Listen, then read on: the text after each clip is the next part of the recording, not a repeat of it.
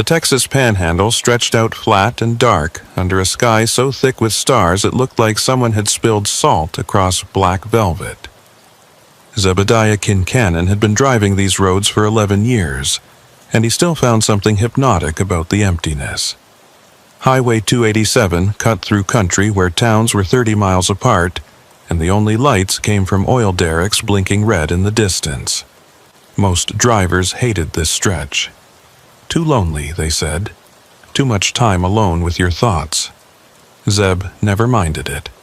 He had his CB radio for company, a thermos of coffee that his wife packed every trip, and the steady rhythm of 18 wheels rolling south toward Amarillo. Tonight, he was hauling irrigation equipment from Dumas, standard cargo on a route he could drive with his eyes closed. The kind of run that paid decent and let him get home before his daughter's soccer game on Saturday. It was just past midnight when he saw the portable way station signs. They popped up in his headlights about 2 miles before the checkpoint itself. Those familiar orange diamonds with black lettering that every trucker knows by heart. All commercial vehicles must stop. He eased off the accelerator and started downshifting, letting the engine brake do most of the work. His rig settled into that familiar rumble as he rolled towards the lights. The way station was one of those temporary setups the state used when they were doing enforcement sweeps. A couple of portable buildings, the scale platform itself, and enough floodlights to make the whole area look like a stage. Zeb could see 2 other trucks already pulled over to the side, drivers probably getting their paperwork checked. He rolled onto the scale and waited for the signal. The woman who came out of the office was middle-aged, wearing a high-visibility vest over a state employee jacket. She had a clipboard and that slightly bored expression that way station clerks always seem to develop after a few years on the job. Zeb rolled down his window and handed over his paperwork before she even asked. "Evening," he said. Zeb Kincannon, hauling irrigation equipment to Amarillo. She took the papers and glanced at them, then looked at the digital readout from the scale. Her expression shifted slightly, just enough that Zeb noticed. She looked at the readout again, then back at his paperwork. "Your bill of lading says you're at 42,000 pounds, she said. Scales reading 43.8. Zeb frowned. That was more than a minor discrepancy. That can't be right. I watched them load it myself. Weighed it at the shipper before I left. "Well, the scale doesn't lie," she said, but she didn't sound entirely convinced herself. "Pull over to Bay 3 and we'll have you cross the scale again.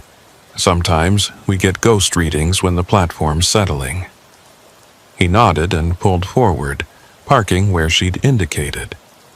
Through his passenger window, he could see the other 2 trucks still sitting there, engines idling. Both drivers were standing outside their cabs, talking to what looked like highway patrol. The conversation looked casual enough, but something about it made Zeb uneasy. He couldn't put his finger on what. The clerk came back after about 5 minutes and waved him forward to the scale again. Zeb pulled back onto the platform and waited while she disappeared into the office. When she emerged, her expression was different. Not quite worried, but definitely puzzled.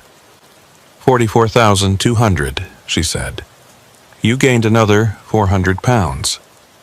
"That's impossible," Zeb said flatly. "The trailer's sealed, has been since I loaded. You can see the bolt seal yourself, numbers right there on the manifest." She checked the seal visually, walking around to the back of his trailer and shining a flashlight on it. When she came back, she was shaking her head. "Seal's intact, number matches. But something's not right here. Let me get the supervisor." Zeb sat in his cab and tried to make sense of it.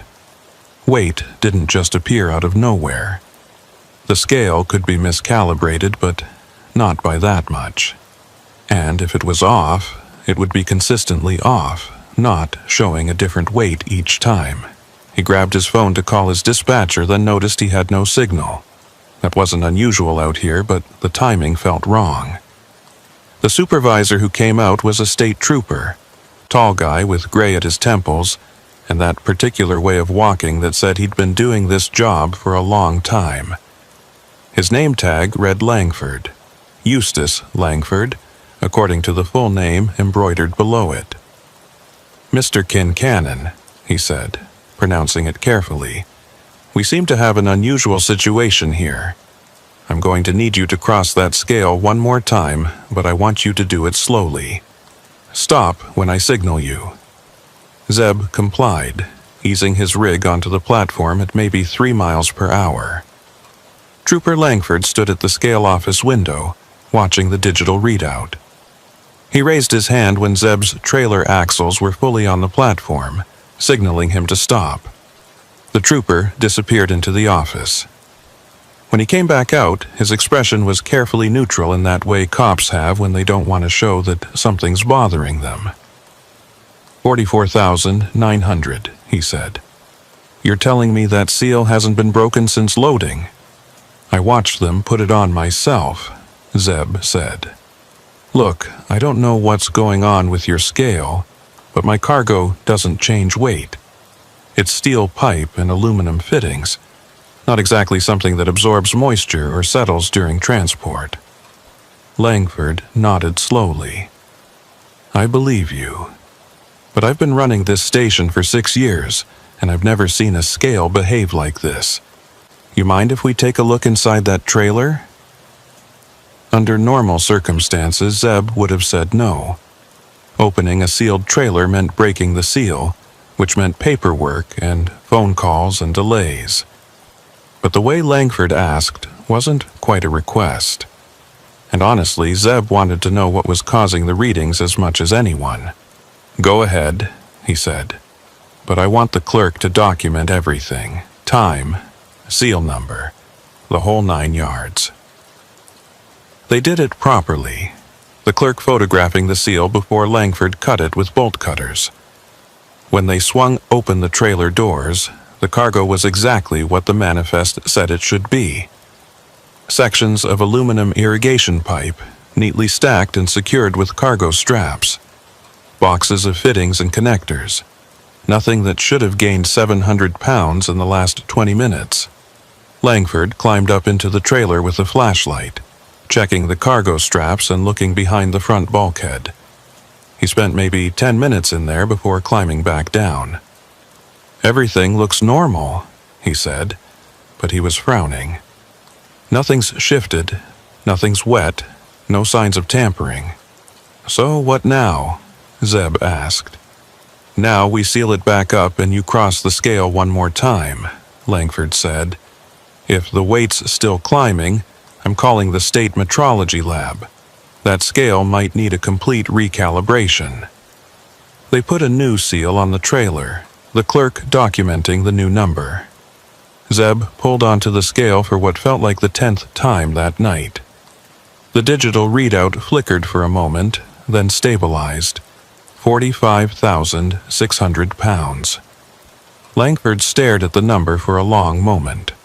Then he looked at the clerk, who shook her head like she couldn't believe what she was seeing either. The trooper walked over to Zeb's window. "Mr. Kincannon, I don't have an explanation for this," he said.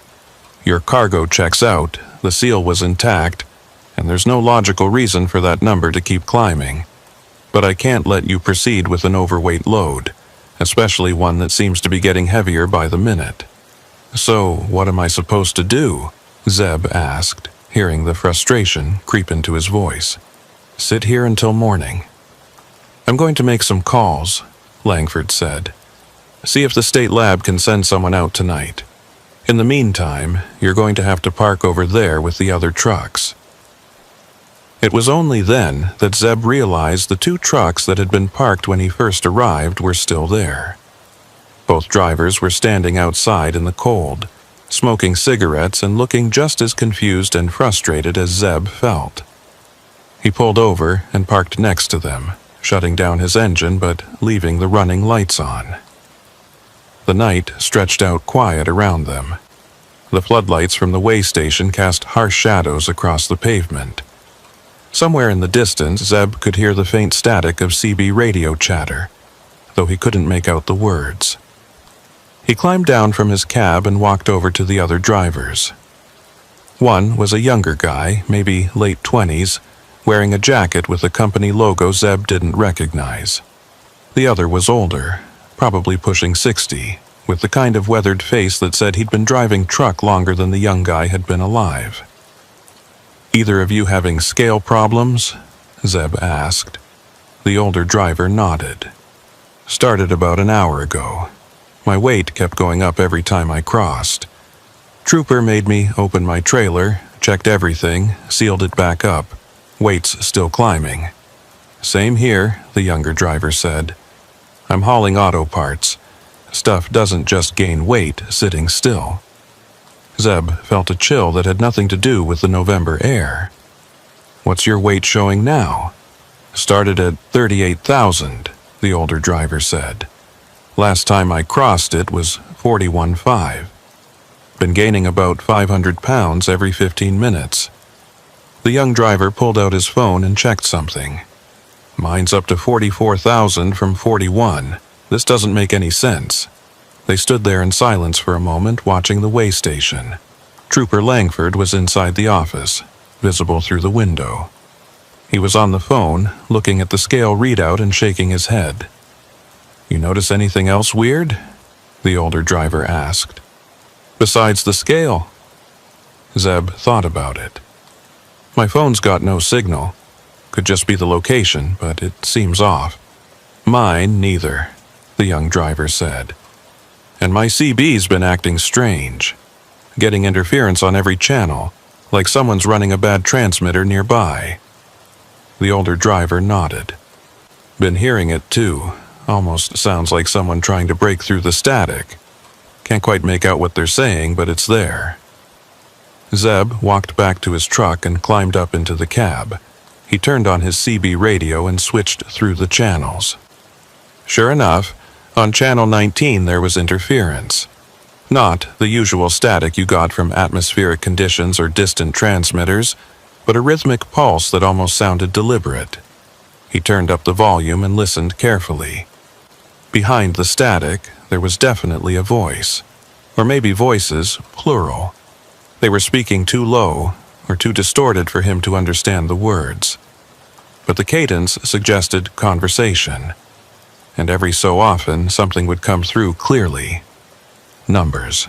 He heard what sounded like a license plate number or maybe a truck identification number. Then more static, then another sequence of numbers. He grabbed his CB handset and keyed the mic. "This is Kincannon on 19. Anyone else hearing this interference?" The response came from the older driver, whose truck was parked right next to his. "Yeah, I'm hearing it. Can't make out what they're saying, but it sounds like they're reading off numbers." "Those aren't random numbers," the young driver chimed in. "That last sequence was a Texas commercial plate format. 7 characters, starts with T." Zeb felt the hairs on the back of his neck stand up. He climbed down from his cab and walked over to where the other 2 drivers were standing. All 3 of them were looking at their CB radios now, listening to the strange transmission that seemed to be getting stronger. The static would pulse and fade, and in those moments of clarity, they could hear fragments of what sounded like a dispatcher giving instructions. Route numbers, mile markers, times, and always those identification numbers, spoken in a flat monotone that sounded almost mechanical. "This is giving me the creeps," the young driver said. "It's like listening to ghost truckers or something." The older driver didn't laugh. "I've been driving these roads for 30 years, he said. "And I've heard stories about things like this. Weird CB transmissions, scale readings that don't make sense, trucks that show up where they shouldn't be."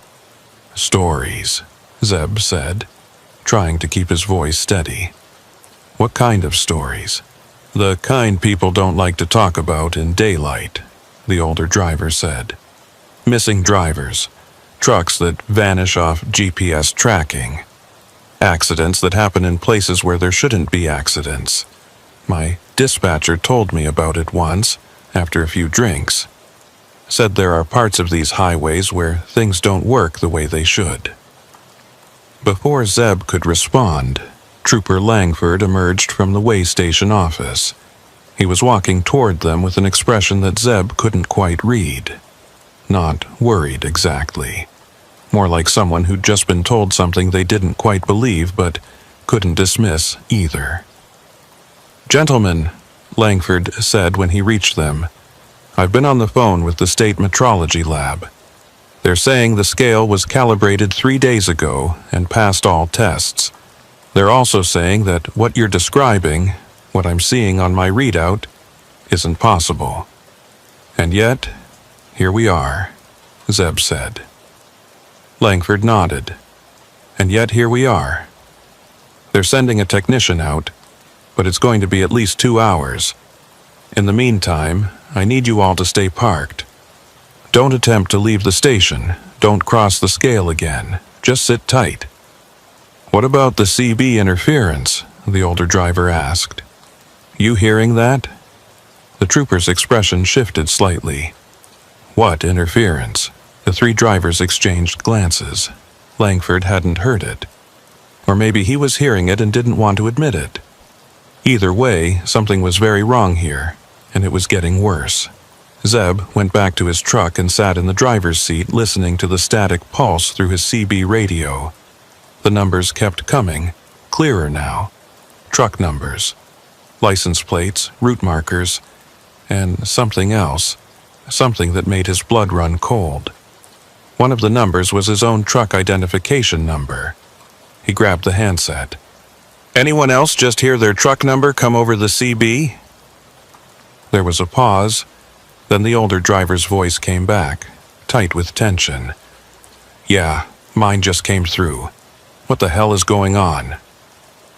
The young driver didn't respond. Zeb looked over at his truck and saw him standing outside, staring at something in the distance. Something beyond the lights of the way station, out in the darkness of the Panhandle night. Zeb climbed down and walked over. "What are you looking at?" The young driver pointed. "Out there, on the highway. You see that?" Zeb looked where he was pointing.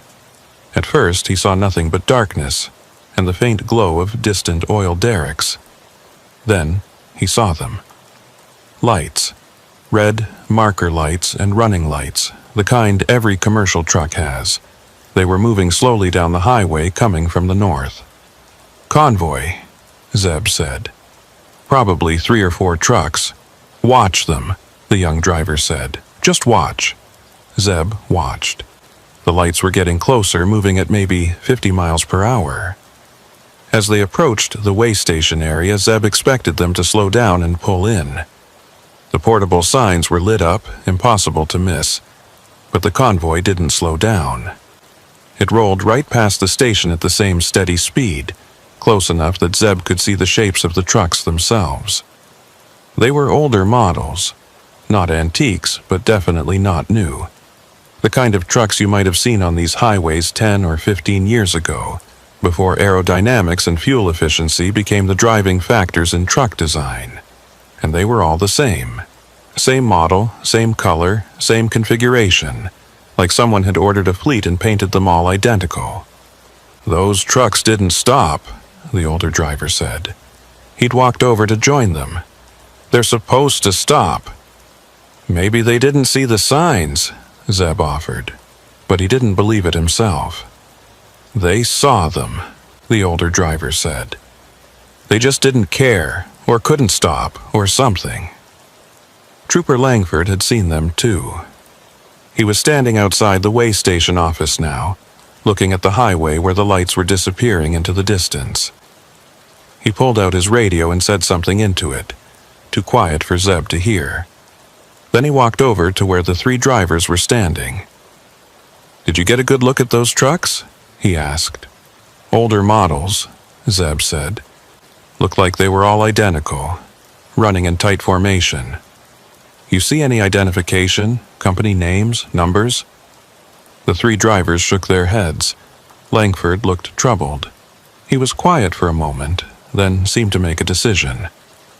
"I'm going to level with you," he said, "because I think you deserve to know what you're mixed up in here. Those trucks you just saw, they've been reported running this stretch of highway for the last 3 weeks. Always at night, always in the same formation, always heading south. We've tried to stop them twice. Both times they just kept rolling, like they couldn't see us or didn't care." "You saying they're running illegal?" the young driver asked. "I'm saying they might not be running at all," Langford said. "State Patrol tracked them on GPS both times.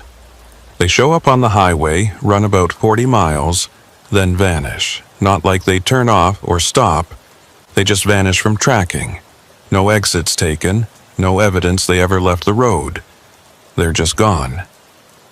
Zeb felt something cold settle into his stomach. "What are you telling us?" "I'm telling you that something strange has been happening on this stretch of highway," Langford said. "Scale anomalies, CB interference, trucks that show up where they shouldn't be. The state's been trying to figure it out, but so far nobody has any answers that make sense." "So, what do we do?" the older driver asked. "For now, you wait like I said. The technician is coming to check the scale. When they're done, I'll cut you all loose and you can be on your way. But I need you to report anything else unusual you see or hear. Anything at all." Langford walked back toward the office, leaving the 3 drivers standing in the cold November air. The CB static continued its rhythmic pulse, and somewhere in the distance, Zeb thought he could still see lights moving on the highway. But when he looked directly at them, they disappeared. He checked his watch. It was 1:30 in the morning, and something told him this was going to be a very long night. The technician from the state metrology lab arrived at 3:15 in the morning, driving a white van with official state markings. She was a woman in her 40s, carrying a metal case full of diagnostic equipment and wearing an expression that said she'd been woken up for this. Her name badge read Pearline Harbaugh, and she went straight to work without much conversation. Zeb watched from his cab as she set up her equipment around the scale platform. The other 2 drivers had retreated to their trucks as well, trying to get some rest while they waited.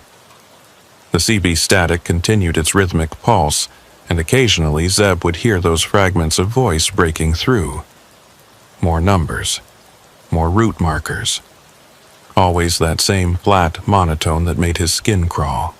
Harbaugh spent about 40 minutes running diagnostics on the scale, checking calibration weights and examining the load cells underneath the platform. Zeb could see her frowning at her laptop screen, shaking her head like the numbers weren't making sense. Finally, she walked over to Trooper Langford's office, and they had a conversation that lasted maybe 10 minutes. Through the window, Zeb could see both of them looking at the laptop, then looking at the scale, then back at the laptop. When Harbaugh came out, she walked directly to Zeb's truck. He rolled down his window. "Mr. Kincannon," she said, "I need you to cross the scale one more time. But this time, I want you to do exactly what I say. Pull forward very slowly until I signal you to stop." Zeb started his engine and eased the truck forward onto the scale platform. Harbaugh stood at the edge with a handheld device, watching both the device and the scale readout visible through the office window. She raised her hand when his drive axles were on the platform. "Stop there," she called. "Now pull forward another 2 feet." He did. She checked her device again, then had him pull forward in small increments until the entire truck and trailer were across the scale. Each time she checked her readings, her frown deepened. When Zeb had cleared the scale completely, she walked over to his window again. "Your truck weighs exactly what it should according to your manifest," she said. 42,000 pounds, give or take 50 pounds for fuel consumption. "So, the scale's working right?" Zeb asked. "The scale's working perfectly," Harbaugh said. "That's the problem. When you were sitting still on the platform earlier, the weight was climbing. But now that we're doing controlled passes with my calibrated equipment monitoring everything, the weight is normal. Whatever was causing the anomaly, it's not happening now." "That doesn't make any sense," Zeb said. "No, it doesn't," Harbaugh agreed. "But I can't find anything wrong with the scale. The load cells are calibrated. The electronics are functioning normally, and there's no interference from external sources that I can detect. Whatever you experienced earlier, I can't reproduce it." She walked back to her van and started packing up her equipment. Trooper Langford came over to talk to the 3 drivers, who'd all gathered outside their trucks now that it looked like they might finally be released. "The scale checks out," Langford said. "Mrs. Harbaugh can't find anything wrong with it. So, officially, you're all cleared to proceed. But I'm going to ask you to do something for me. If you experience any other unusual phenomena on your route tonight, I want you to report it. Call the State Patrol Dispatch, tell them what you saw, and mention my name." "You think something else is going to happen?" the older driver asked. Langford was quiet for a moment. "I think whatever's going on out here isn't finished yet, and I think you 3 ended up in the middle of it for a reason." "What reason?" Zeb asked. "If I knew that, I'd probably sleep better," Langford said. "Just stay alert and watch out for those trucks we saw earlier. If you see them again, don't try to follow them. Don't try to contact them on CB. Just note the time and location and keep driving." The 3 drivers exchanged glances. Nobody wanted to say out loud what they were all thinking, which was that this whole situation felt wrong in ways that went beyond malfunctioning equipment or atmospheric interference. Zeb climbed back into his cab and prepared to get back on the road. It was almost 4 in the morning now, and he'd lost nearly 4 hours sitting at this way station. He'd have to push hard to make his delivery window in Amarillo, but at least he was moving again. He keyed his CB to channel 19 and heard the static immediately. It was stronger now, more insistent, and beneath it, that voice was still broadcasting numbers.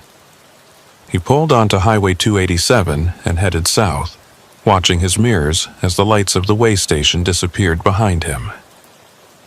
The other 2 trucks pulled out at the same time, the older driver taking the lead about a quarter-mile ahead, the younger driver falling in behind Zeb. They formed an impromptu convoy, none of them wanting to be completely alone on this stretch of highway after what they'd experienced. The road was empty at this hour. Just the 3 of them rolling through the darkness.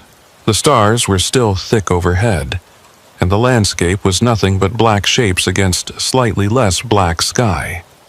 Zeb kept his speed steady at 65, watching his fuel gauge and his mirrors in equal measure. About 20 miles south of the way station, the CB crackled to life with the older driver's voice. "You boys seeing what I'm seeing up ahead?" Zeb looked through his windshield. In the distance, maybe 2 miles ahead, there were lights, red marker lights and running lights, moving at about the same speed they were.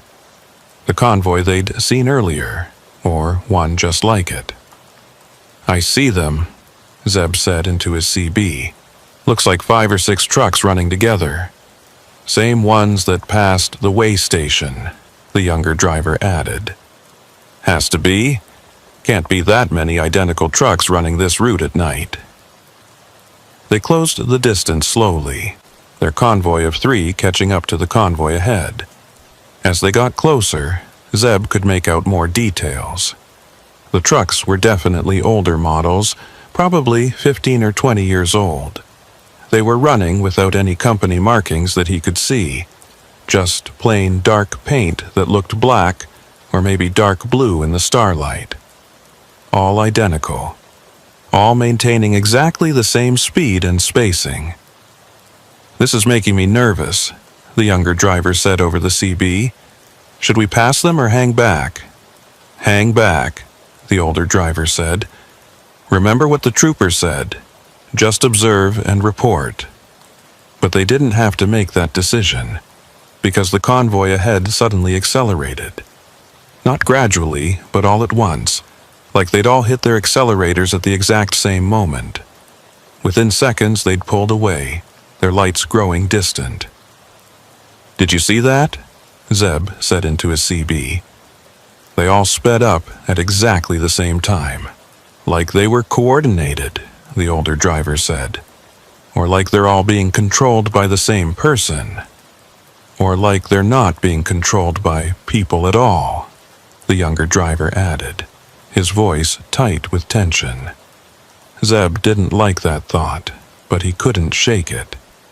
The way those trucks had moved, perfectly synchronized, didn't feel like human drivers reacting to road conditions. It felt choreographed, mechanical. He checked his GPS and saw that he was approaching mile marker 234. The convoy ahead was already past mile marker 236, pulling away fast. Then, as he watched his GPS tracking screen, something impossible happened. The convoy disappeared, not like they'd turned off or taken an exit. The GPS tracking simply showed them there one moment and gone the next. Zeb grabbed his CB handset. "Did you see that? On GPS, they just vanished." "I saw it," the older driver confirmed. They were there, then they weren't.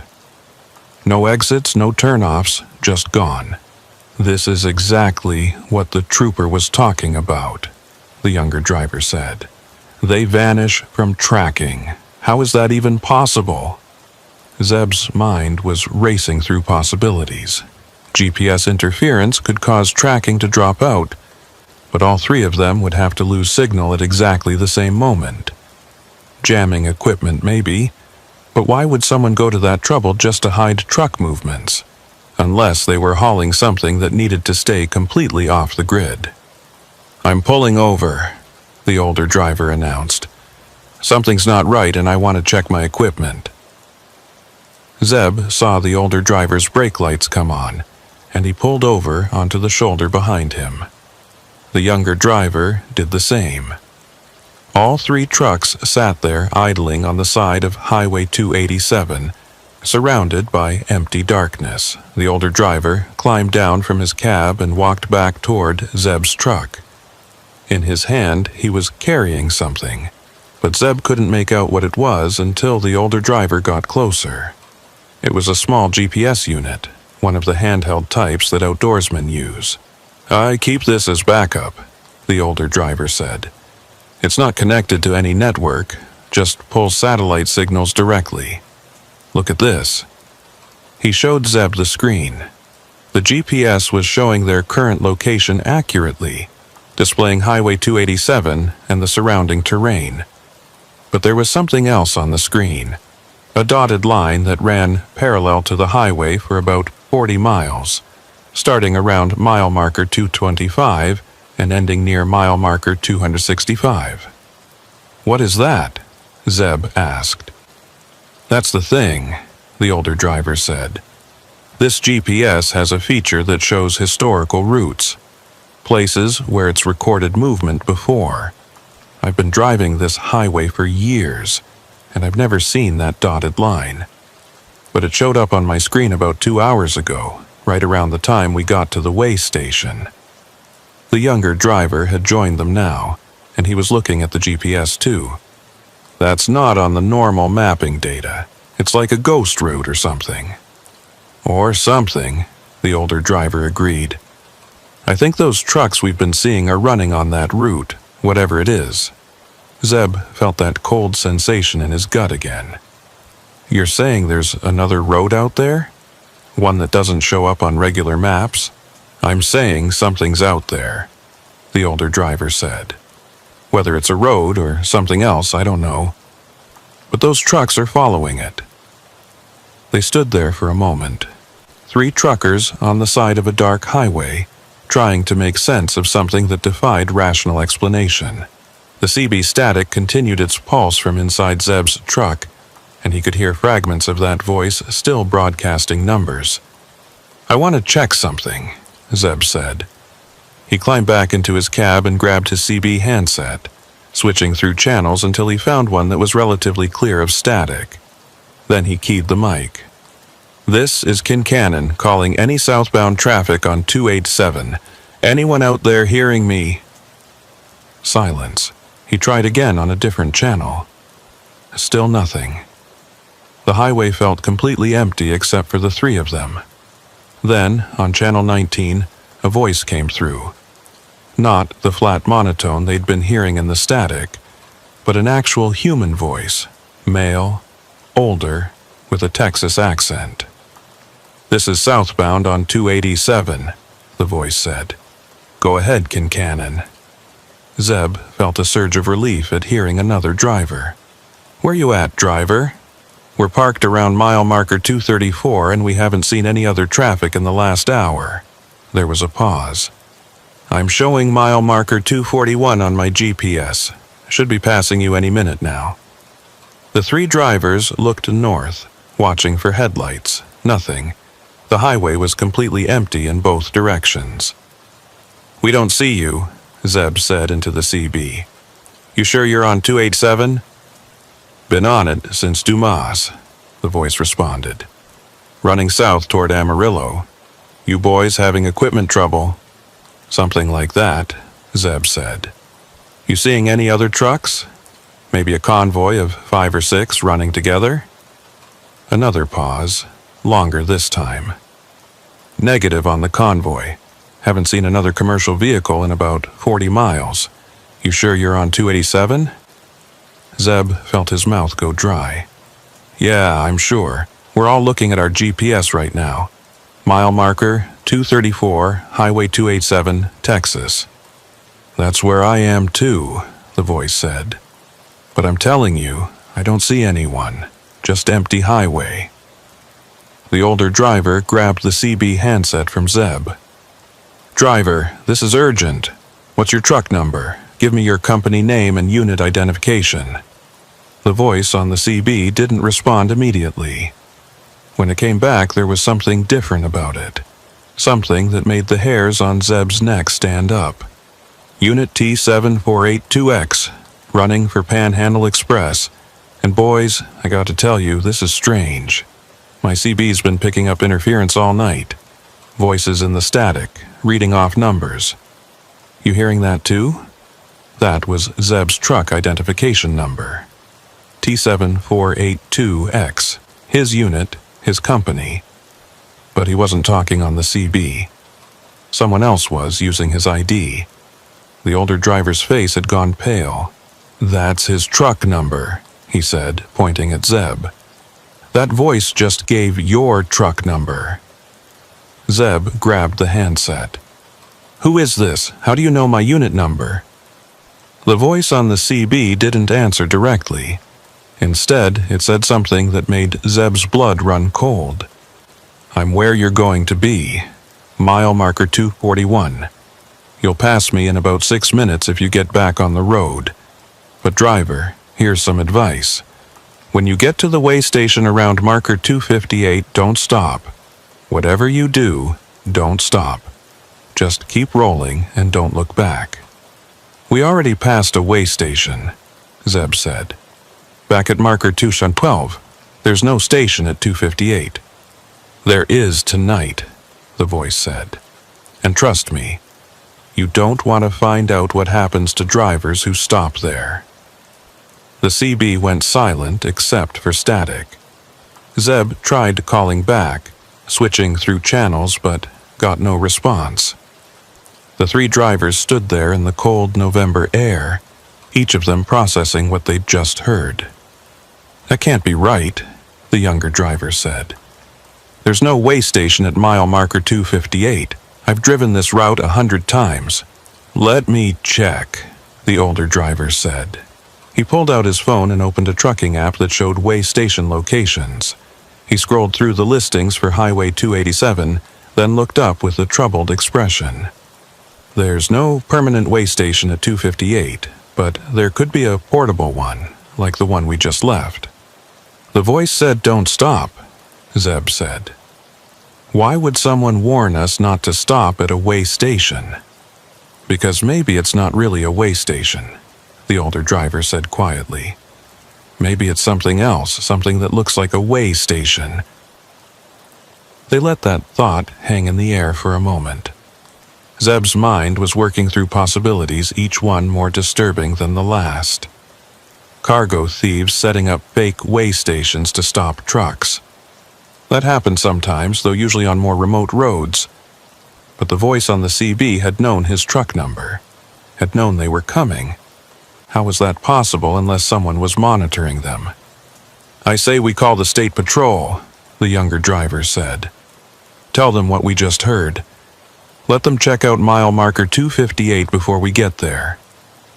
Zeb pulled out his phone, but he still had no signal.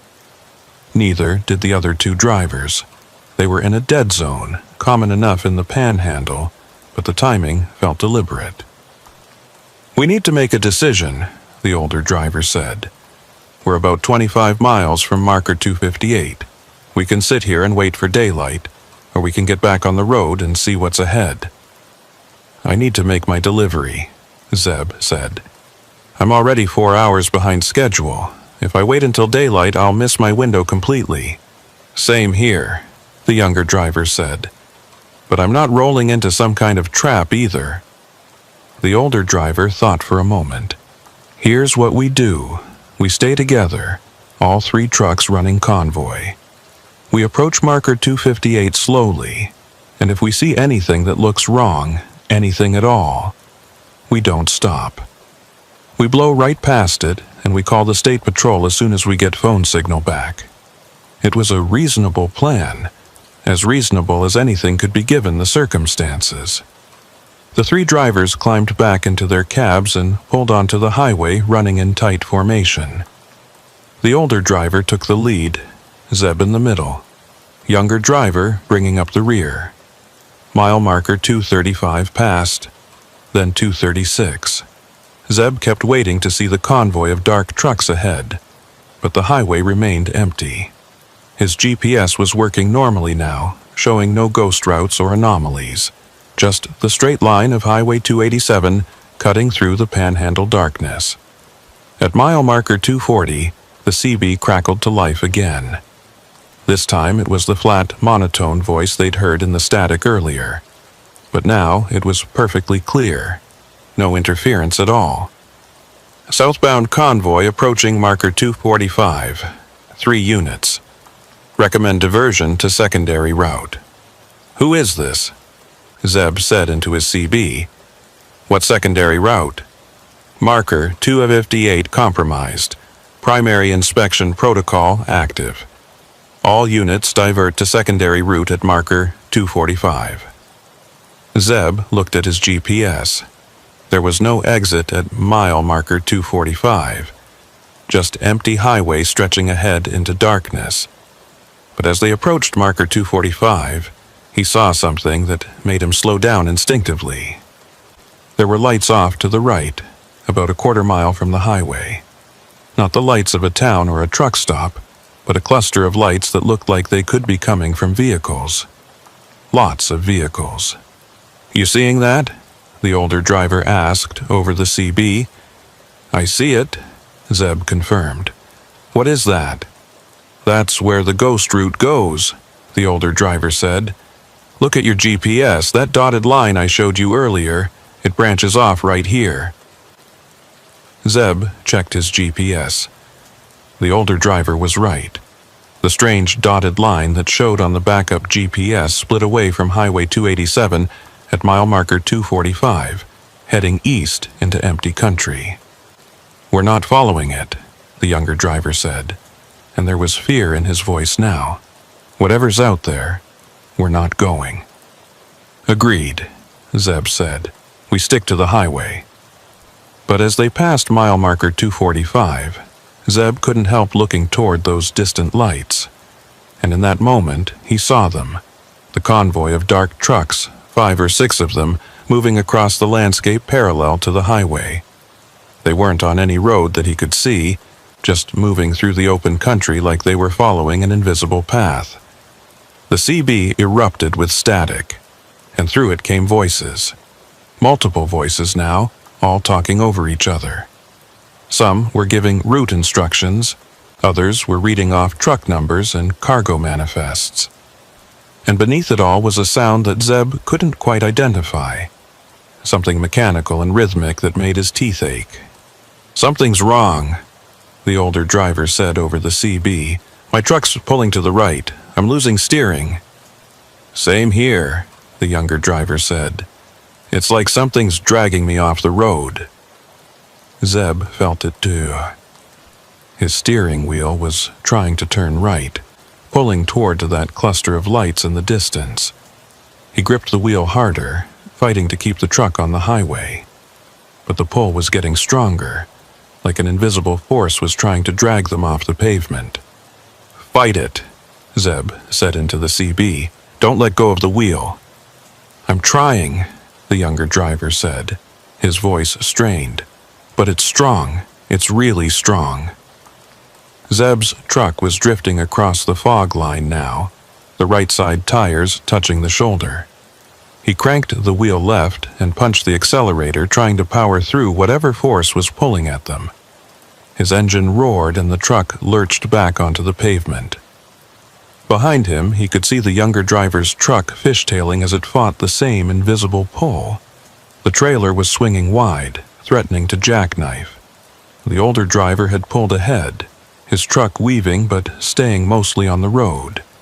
Then, as suddenly as it started, the pulling stopped. All three trucks straightened out, running normally again. Zeb checked his mirrors and saw mile marker 246 pass.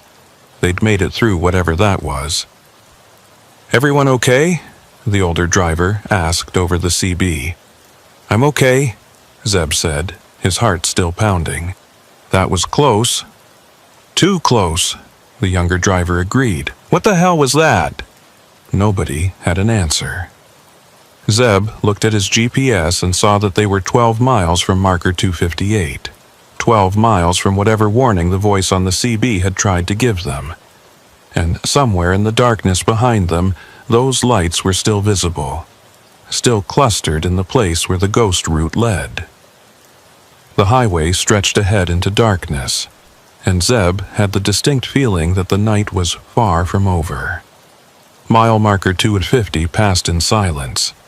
The three trucks maintained their convoy formation, none of the drivers willing to break radio silence after what they'd just experienced.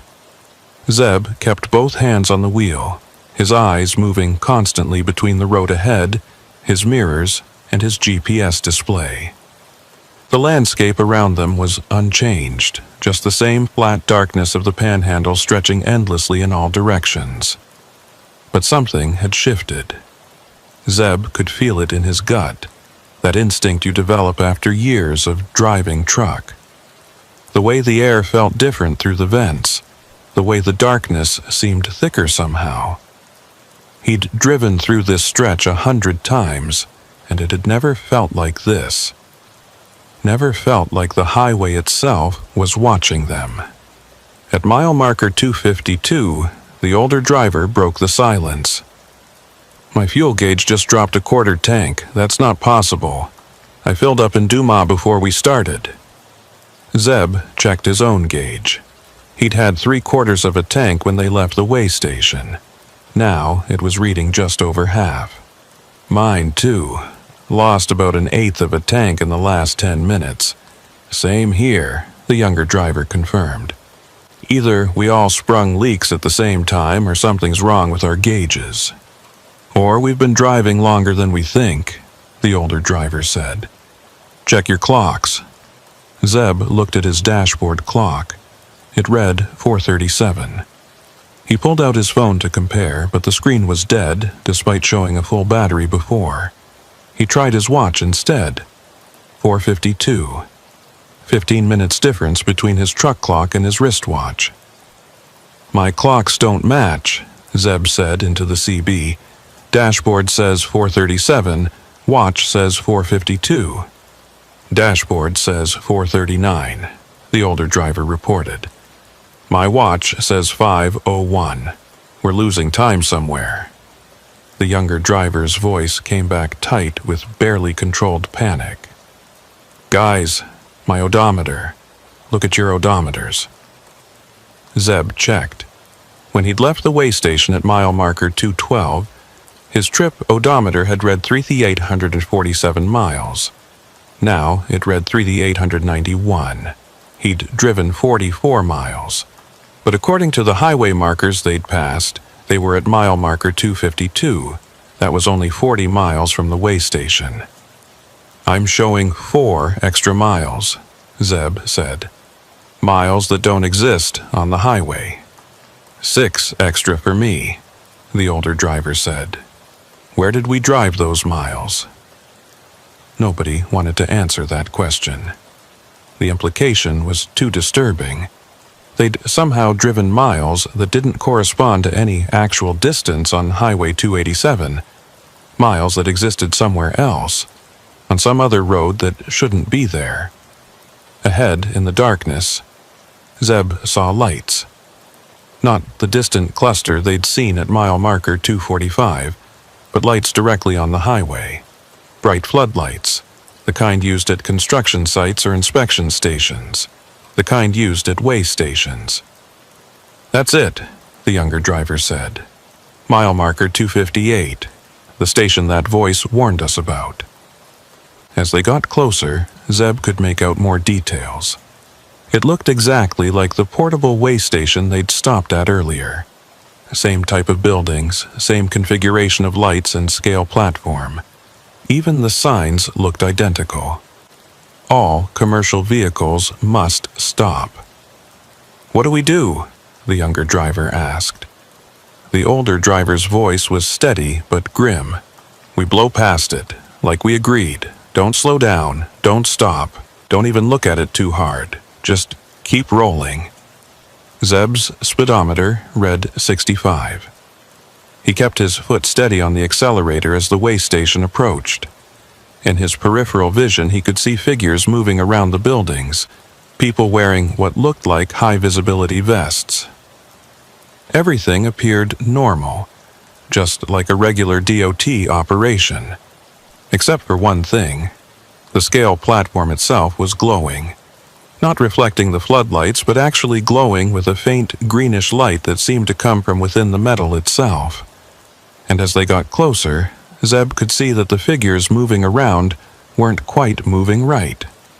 Their movements were too smooth, too synchronized, like puppets being controlled by the same strings. "Don't look at them," the older driver said sharply. "Eyes on the road. Just drive." The lead truck, the older driver's rig, passed the way station without slowing. Zeb followed, his heart hammering as he rolled past the entrance ramp. In his mirror, he could see the figures turn to watch them pass, their movements perfectly synchronized. All of them turned at exactly the same moment, their heads tracking the trucks with mechanical precision. The younger driver came through last, and Zeb heard him gasp over the CB. "Did you see their faces? They didn't have faces, just blank skin where faces should be." "Keep driving," the older driver commanded. "Don't think about it, just drive." But Zeb had seen it too. In that brief moment when the floodlights hit the figures at the right angle, he'd seen what the younger driver was talking about. Smooth expanses of skin with no features, no eyes or mouths or noses. Just blank surfaces that somehow still seemed to be watching them. Behind them, the way station was receding into the distance. But something was wrong. Zeb checked his mirrors and saw that the lights weren't fading the way they should. Instead, they were staying bright, maintaining the same intensity even as the distance grew. And the figures were still visible, still turning to watch them, even though they should have been too far away to see clearly. "It's following us," the younger driver said, his voice breaking. "The lights are following us." Zeb checked his mirror again. The younger driver was right. The glow from the way station was somehow tracking them, staying visible in their mirrors like a spotlight that refused to let them go. And beneath the glow, Zeb could see movement. Vehicles pulling out onto the highway behind them. "We've got company," Zeb said into his CB. "Multiple vehicles coming out of that station. Looks like 5 or 6 trucks." "The convoy," the older driver said. "It's them, the same trucks we've been seeing all night." The dark trucks accelerated hard, closing the distance between them and the three-truck convoy with impossible speed. Within seconds, they'd cut the gap from half a mile to less than a quarter mile. Zeb could see them clearly now in his mirrors. Same older model trucks, same dark paint, same lack of any identifying marks.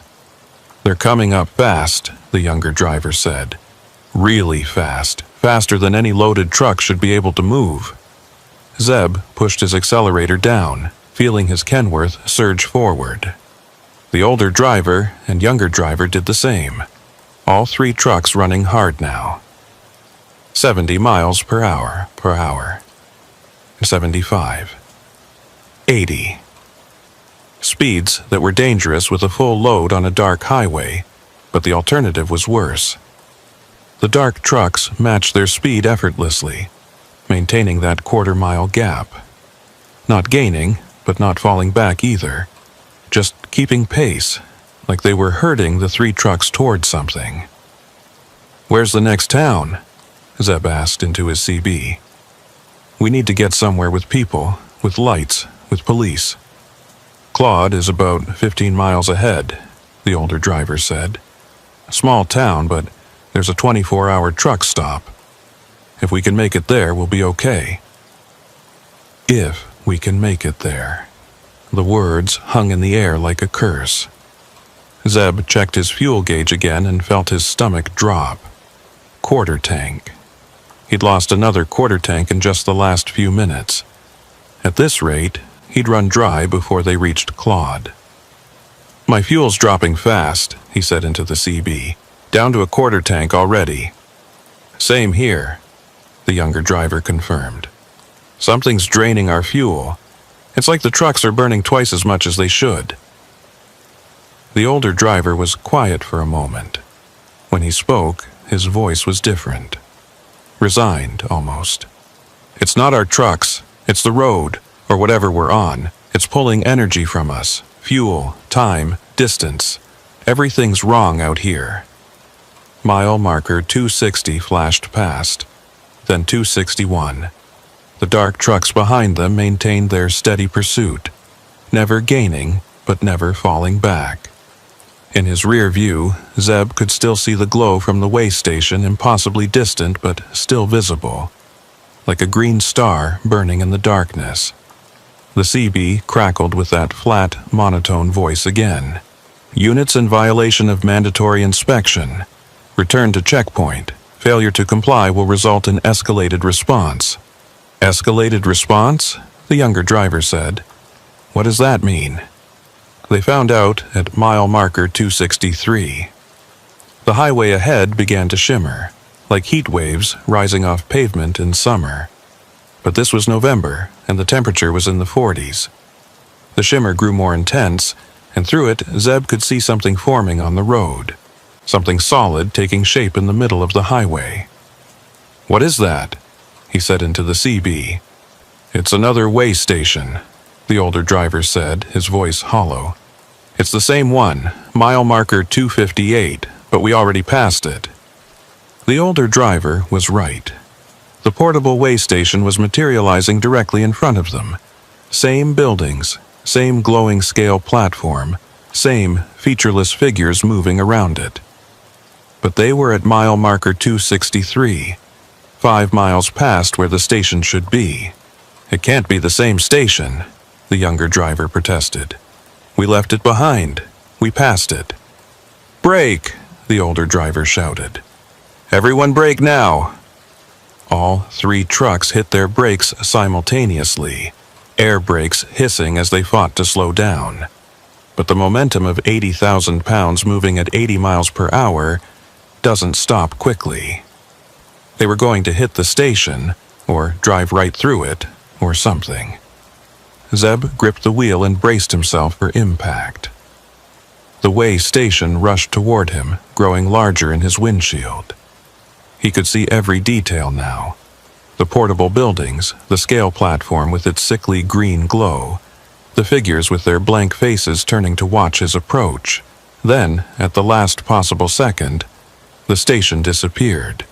Not gradually, but instantly, like someone had flipped a switch. One moment it was there, solid and real and terrifying. The next moment there was nothing but empty highway stretching ahead into darkness. Zeb's truck shot through the space where the station had been, his tires finding normal pavement.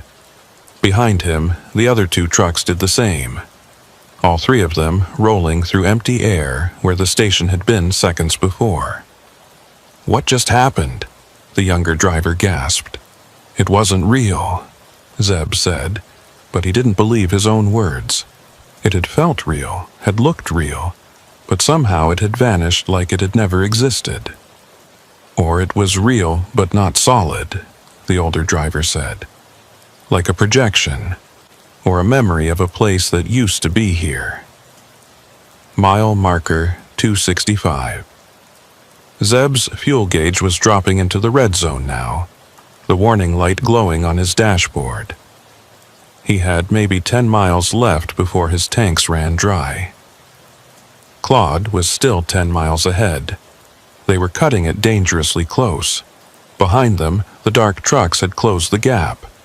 They were less than 100 yards back now, close enough that Zeb could see more details. The trucks looked old but pristine, like they'd just rolled off a factory line decades ago. No road dust, no wear marks, no signs of actual use. And in the driver's seats, Zeb could see figures. But like the figures at the way station, they were wrong. Too still, too rigid, sitting at angles that human bodies shouldn't be able to maintain. "They're not people," Zeb said into his CB. "The drivers in those trucks, they're not human." "I know," the older driver said quietly. "I figured that out about 20 miles ago.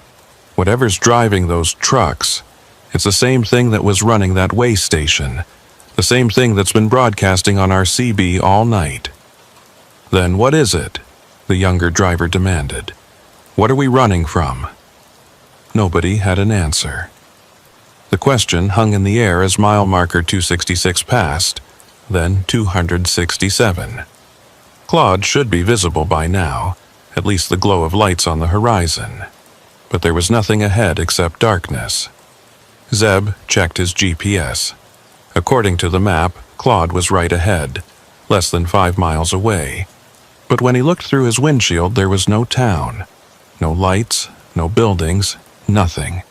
Just empty highway disappearing into black. "The town's not there," he said into the CB. "GPS says we should be seeing Claude by now, but there's nothing." "It's there," the older driver said. "We're just not seeing it, or we can't see it, like we're on a different layer of reality or something."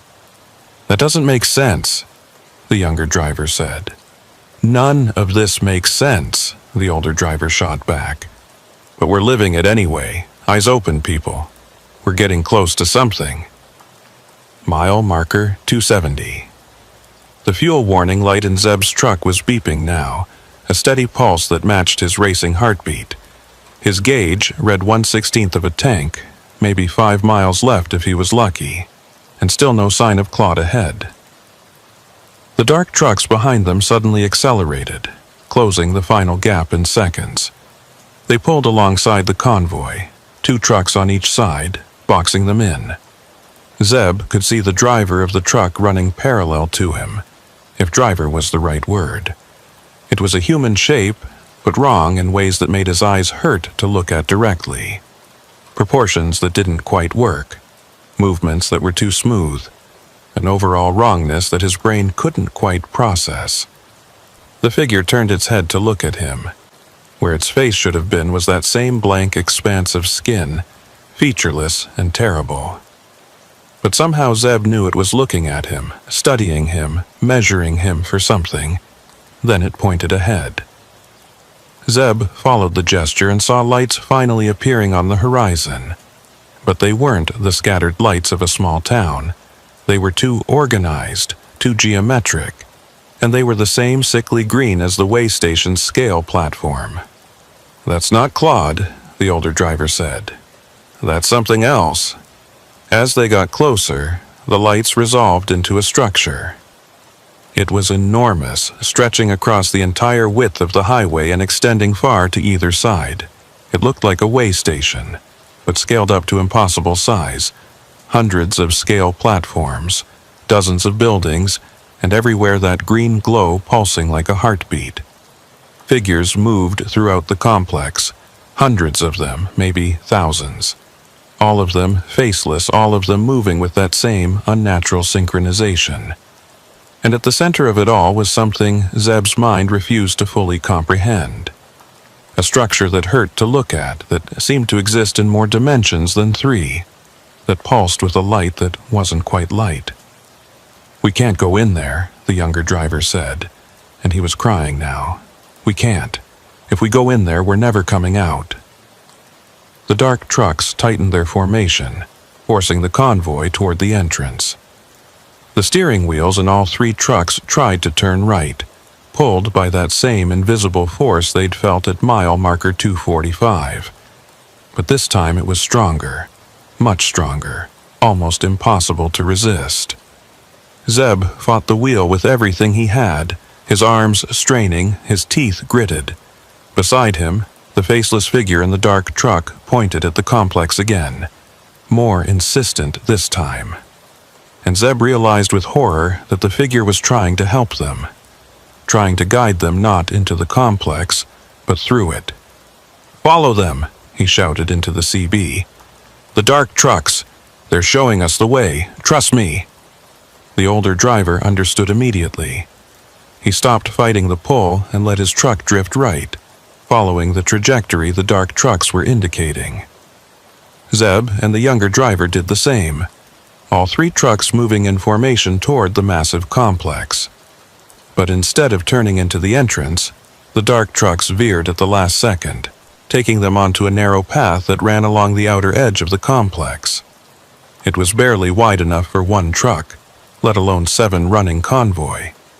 The walls of the complex rose on their right, towering structures that glowed with that terrible green light.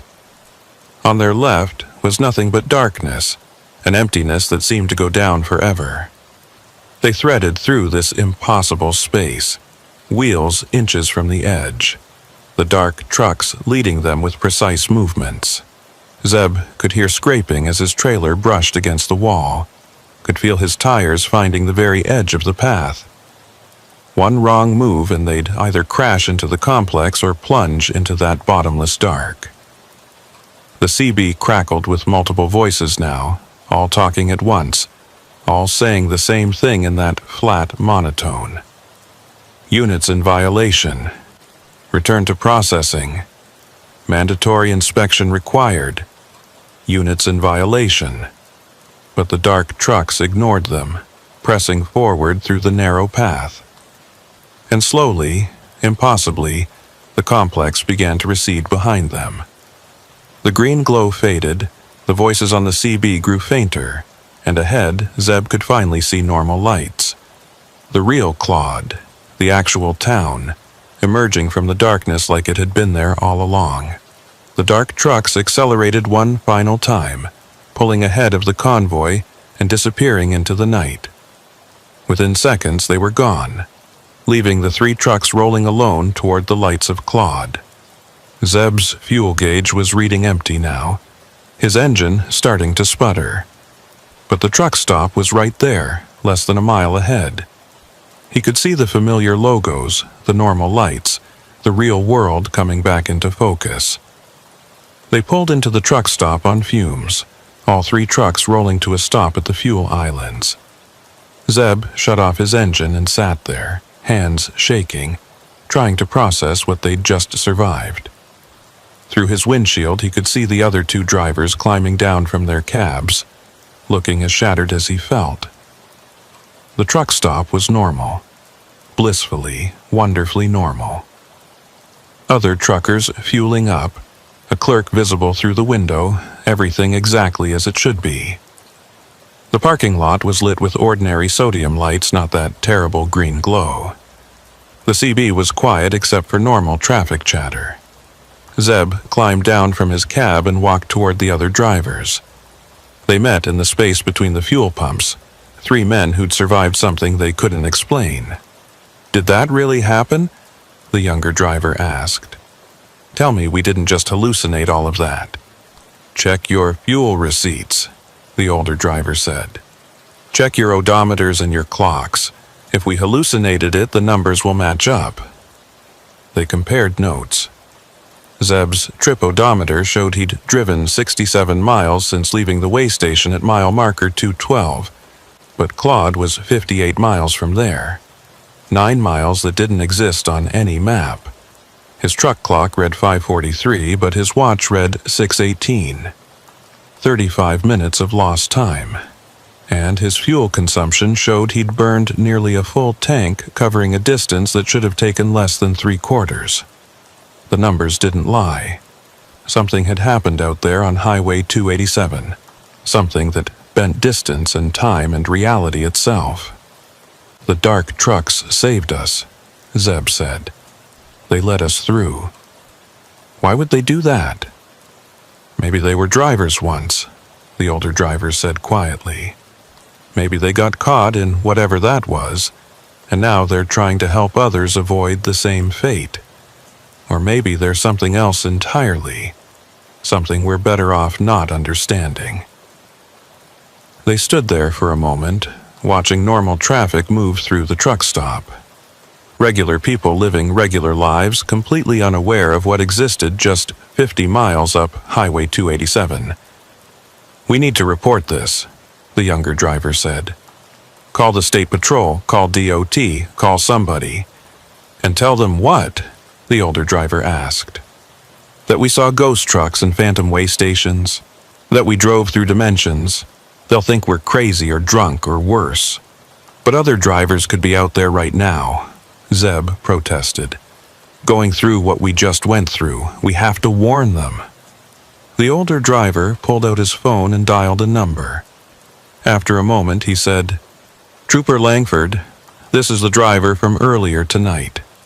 Yeah, we made it to Claude, and you need to shut down Highway 287 between mile markers 245 and 270. Right now. I don't care what reason you give, but nobody else should be on that road tonight."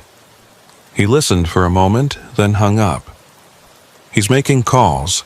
Whether anyone believes him or not, I don't know. But at least we tried." They filed their fuel receipts and paid for their diesel, each of them taking longer than usual, reluctant to get back on the road. Finally, as dawn started to lighten the eastern sky, they climbed back into their cabs. Zeb sat in his driver's seat and looked at his GPS. His route to Amarillo took him south on 287, the same highway they'd just escaped. But the daylight was coming now, and somehow that made it feel safer. Whatever had been out there in the dark, maybe it couldn't exist in sunlight. He started his engine and pulled out of the truck stop, falling in behind the other two trucks. They ran convoy through Claude and back onto Highway 287, heading south as the sun rose over the panhandle. The highway looked completely normal in daylight. No way stations at mile marker 258 or 263. No sign of the massive complex they'd seen. Just regular pavement and mile markers and the occasional farm truck heading to morning chores. But Zeb kept checking his mirrors anyway, watching for dark trucks that might be following. And he knew that every time he drove this route from now on, he'd remember what lurked beneath the surface of these ordinary roads. The other places that existed parallel to the world everyone else saw. The stations where drivers were processed and measured for purposes he didn't want to understand. He made it to Amarillo without incident, delivered his load on time despite the delays, and headed home to Billings. But that night, and every night after, he found himself waking at 3 or 4 in the morning, remembering the green glow in the faceless figures and the voice on the CB reading off numbers in the dark. The Panhandle highways looked normal in daylight, but Zeb knew better now. He knew what rolled on those roads after midnight, and he knew that some scales didn't measure weight at all. They measured something else entirely. Something that had nothing to do with cargo manifests or DOT regulations. And sometimes, late at night when the CB was quiet, he'd hear that flat, monotone voice breaking through the static. Still calling out numbers, still reading coordinates, still processing drivers who'd made the mistake of stopping at the wrong station on the wrong stretch of highway. Zeb never stopped at portable way stations after that. Not at night, anyway. And he never drove the panhandle routes alone if he could help it, because he knew now that the roads had layers, and sometimes you could slip between them without meaning to. And once you did, the only hope was that someone or something would guide you back. The dark trucks had saved them, but who had saved the dark trucks? And how many drivers were still out there, lost between the layers, running roads that didn't exist on any map? Those were questions Zeb didn't want answered. Some mysteries were better left alone, especially when the alternative was understanding them. 3 weeks passed before Zeb drove Highway 287 again. He'd taken every alternate route he could find, added hours to his trips, burned extra fuel, anything to avoid that stretch of Panhandle Highway. But eventually the economics caught up with him. His dispatcher was getting frustrated with the delays and Zeb was losing money on every run. He couldn't avoid 287 forever. This time, he made sure to start early, planning his route so he'd pass through the problem area in full daylight. No midnight runs, no dark highways, no chance of slipping into whatever layer of reality they'd found that November night. He left Dumas at noon with a load of agricultural equipment bound for Amarillo, the same run he'd been making for years. The highway looked completely normal in the afternoon sun. Traffic was light but steady, a mix of commercial trucks and passenger vehicles moving at normal speeds. The landscape was the same as always, flat and open under a sky so blue it hurt to look at directly. Mile markers ticked past without incident. 212, where the first way station had been. Nothing there now but empty roadside. At mile marker 234, where they'd first pulled over and compared notes, Zeb slowed slightly and checked his mirrors out of habit. Just normal traffic behind him. No dark trucks, no convoys running in tight formation. His CB was tuned to channel 19, and all he heard was the usual chatter. Drivers complaining about construction, sharing weather reports, the normal soundtrack of life on the road. Mile marker 245 approached. Zeb found himself tensing, remembering the pull his steering wheel had felt, the way all 3 trucks had been dragged toward those distant lights. But in daylight there was nothing, just a stretch of highway like any other, with scrub brush and fence lines extending to the horizon. He passed 245 without incident. His fuel gauge read exactly what it should. His odometer was tracking properly, and his clocks all matched. Everything was normal, everything was fine, but Zeb couldn't shake the feeling that he was being watched. At mile marker 250, his CB crackled with static. Just a brief pulse, barely noticeable, but it made Zeb's hands tighten on the wheel. He switched channels, checking 19 through 12, but they were all clear. Normal traffic, normal conversations, nothing unusual. Then, on channel 7, he heard it. That flat, monotone voice, so faint he almost missed it beneath the static. Unit T7482X. Daytime routing detected. Protocol adjustment required. Zeb grabbed his handset. "Who is this? Identify yourself." No response. Just static, and beneath it, that rhythmic pulse he remembered from the night run. He switched back to channel 19 and keyed his mic again. "This is Kincannon southbound on 287. Anyone else hearing interference on channel 7? A woman's voice came back immediately, professional and slightly concerned. "This is Pritchard hauling northbound. What kind of interference?" Voice in the static, Zeb said. "Reading off truck numbers. You hear anything like that?" There was a pause. "Negative. Channel 7's clear on my end. You might want to have your radio checked, driver. Could be a short in your antenna." Zeb thanked her and signed off, but he knew it wasn't his radio.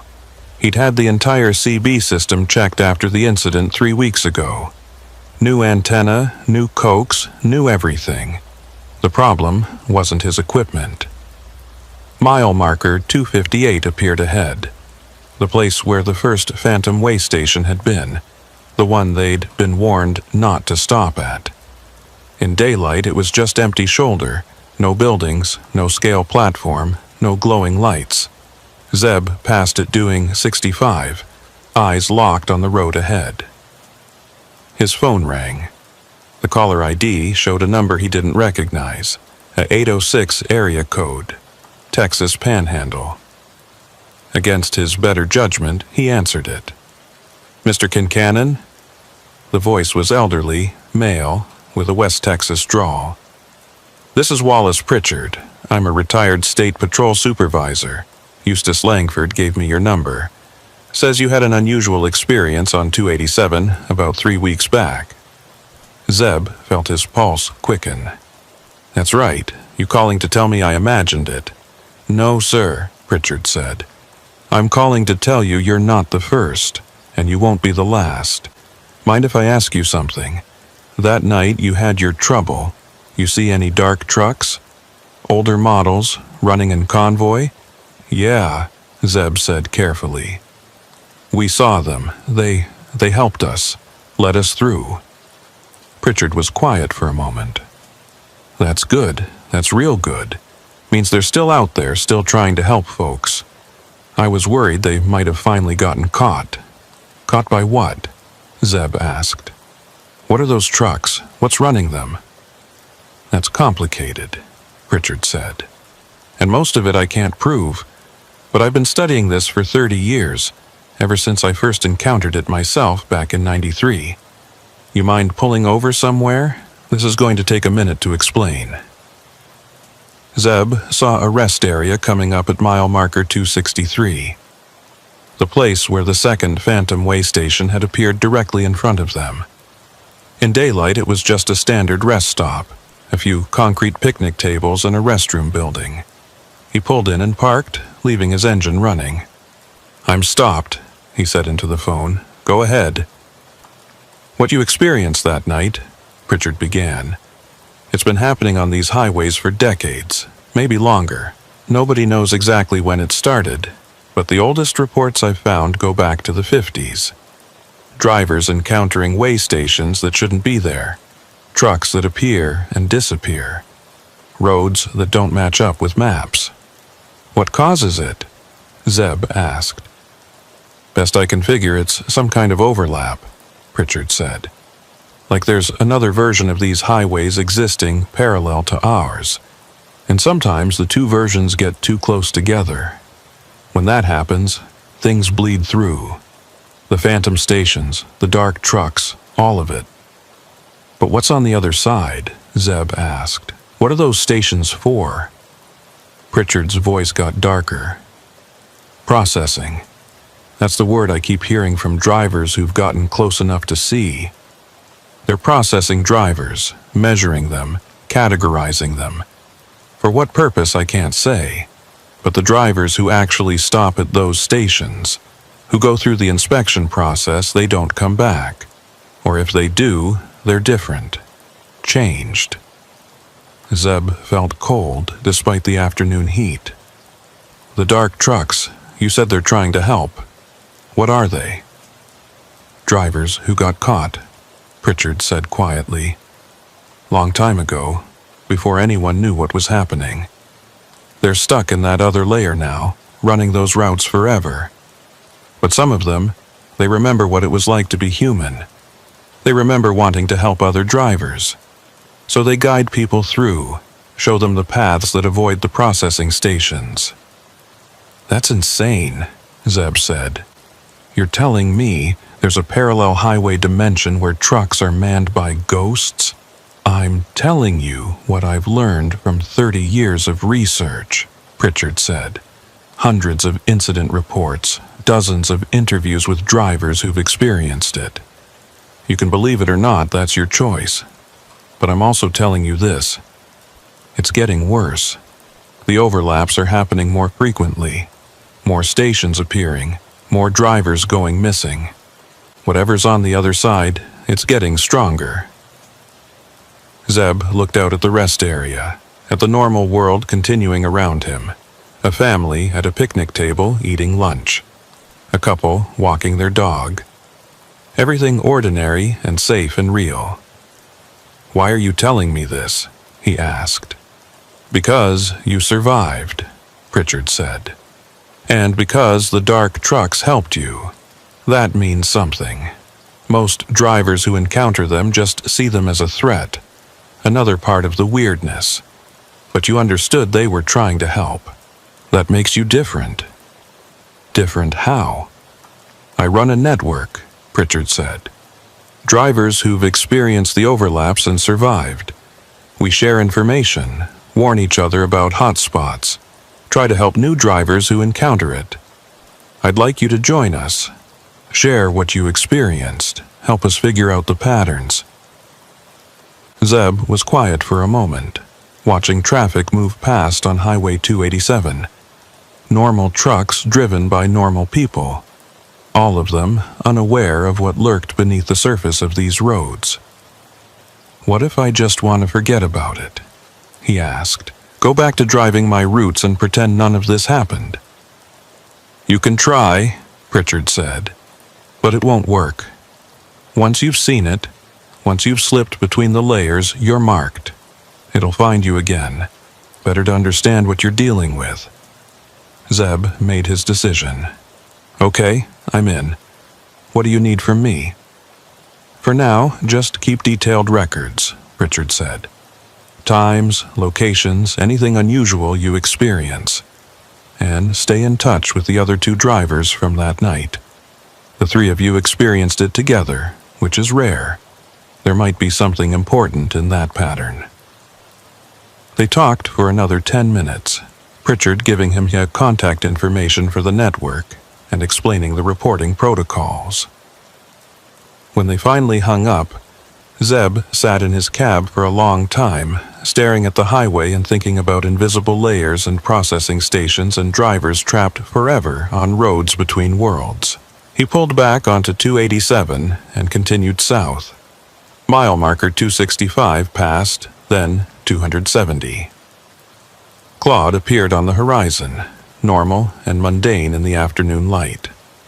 Zeb stopped for fuel at the same truck stop where they'd taken refuge that November night, and for just a moment he could see it overlaid with memory. The exhausted terror of that arrival, the relief at finding normal reality again. He completed his delivery in Amarillo without incident and headed home to Billings. But that night, lying in bed next to his wife, he found himself thinking about the dark trucks.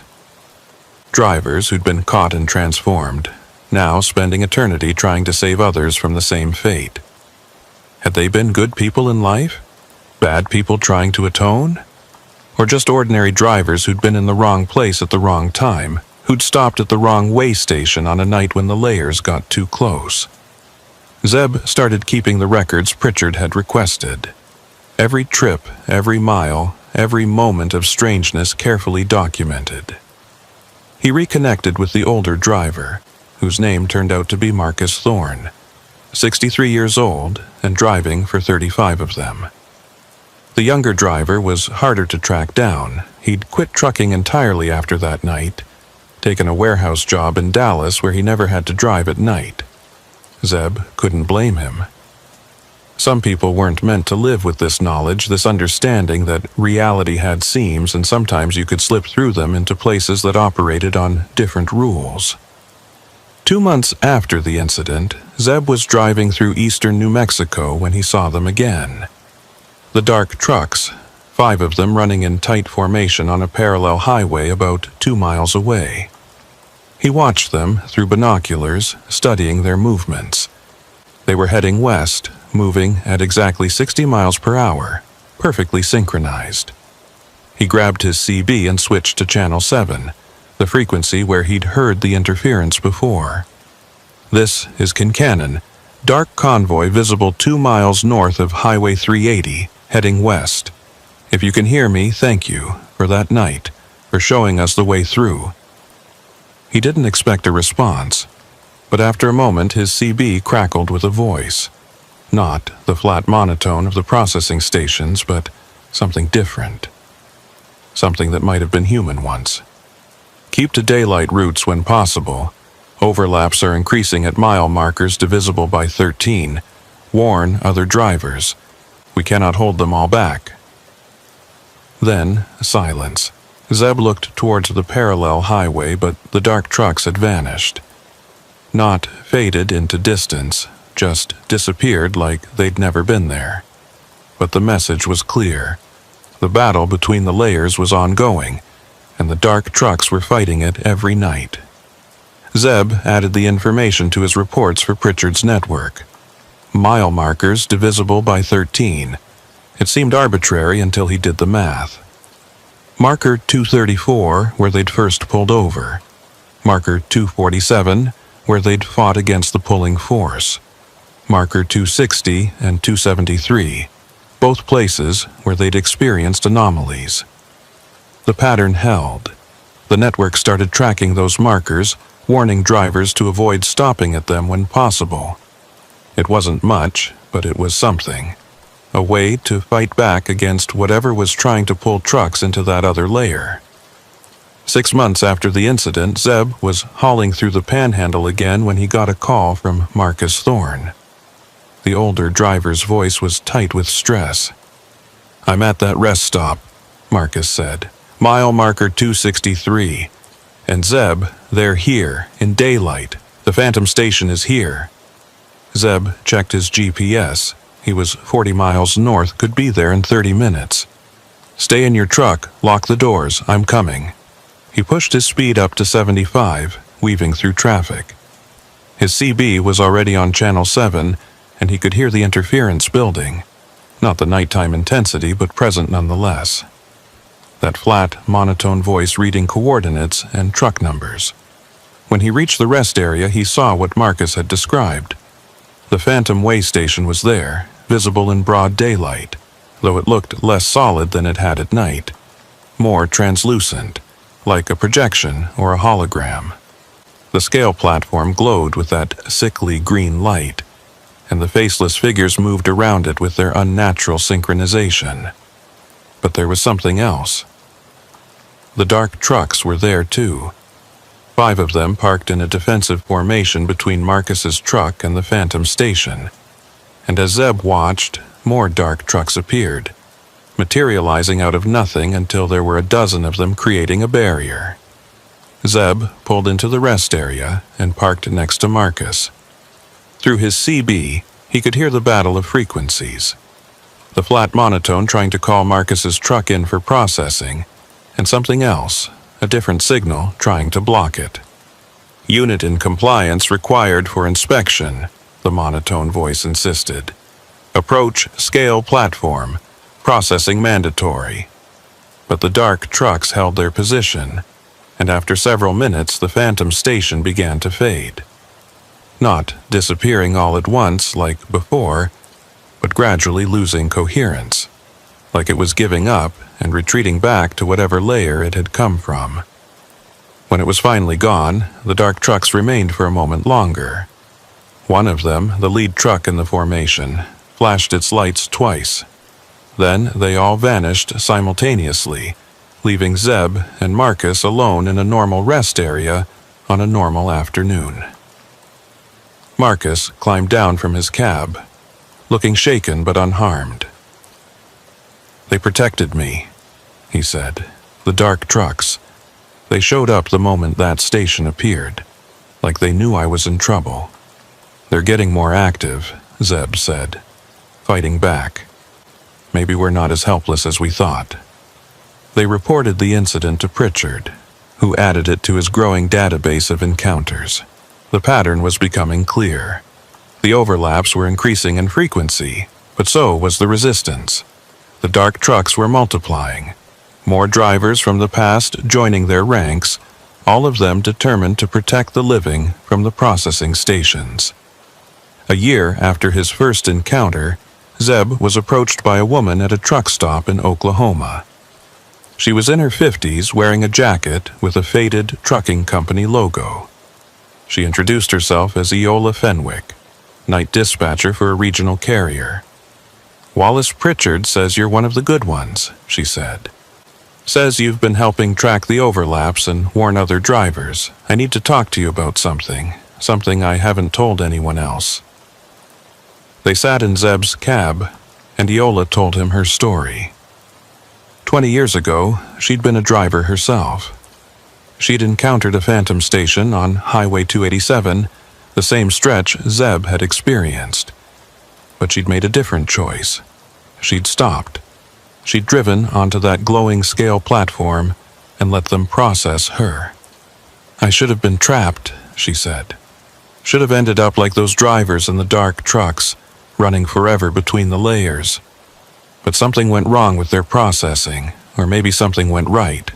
I woke up the next morning in a regular rest area, my truck fine, my memory intact, but changed." "Changed how?" Zeb asked. "I can see them now," Eola said. "The overlaps. Not just when I'm in them, but all the time. I can see where the layers are thin, where the stations are trying to push through. And I can feel when drivers are in trouble, when someone's about to slip between worlds." She pulled out a map covered in markings.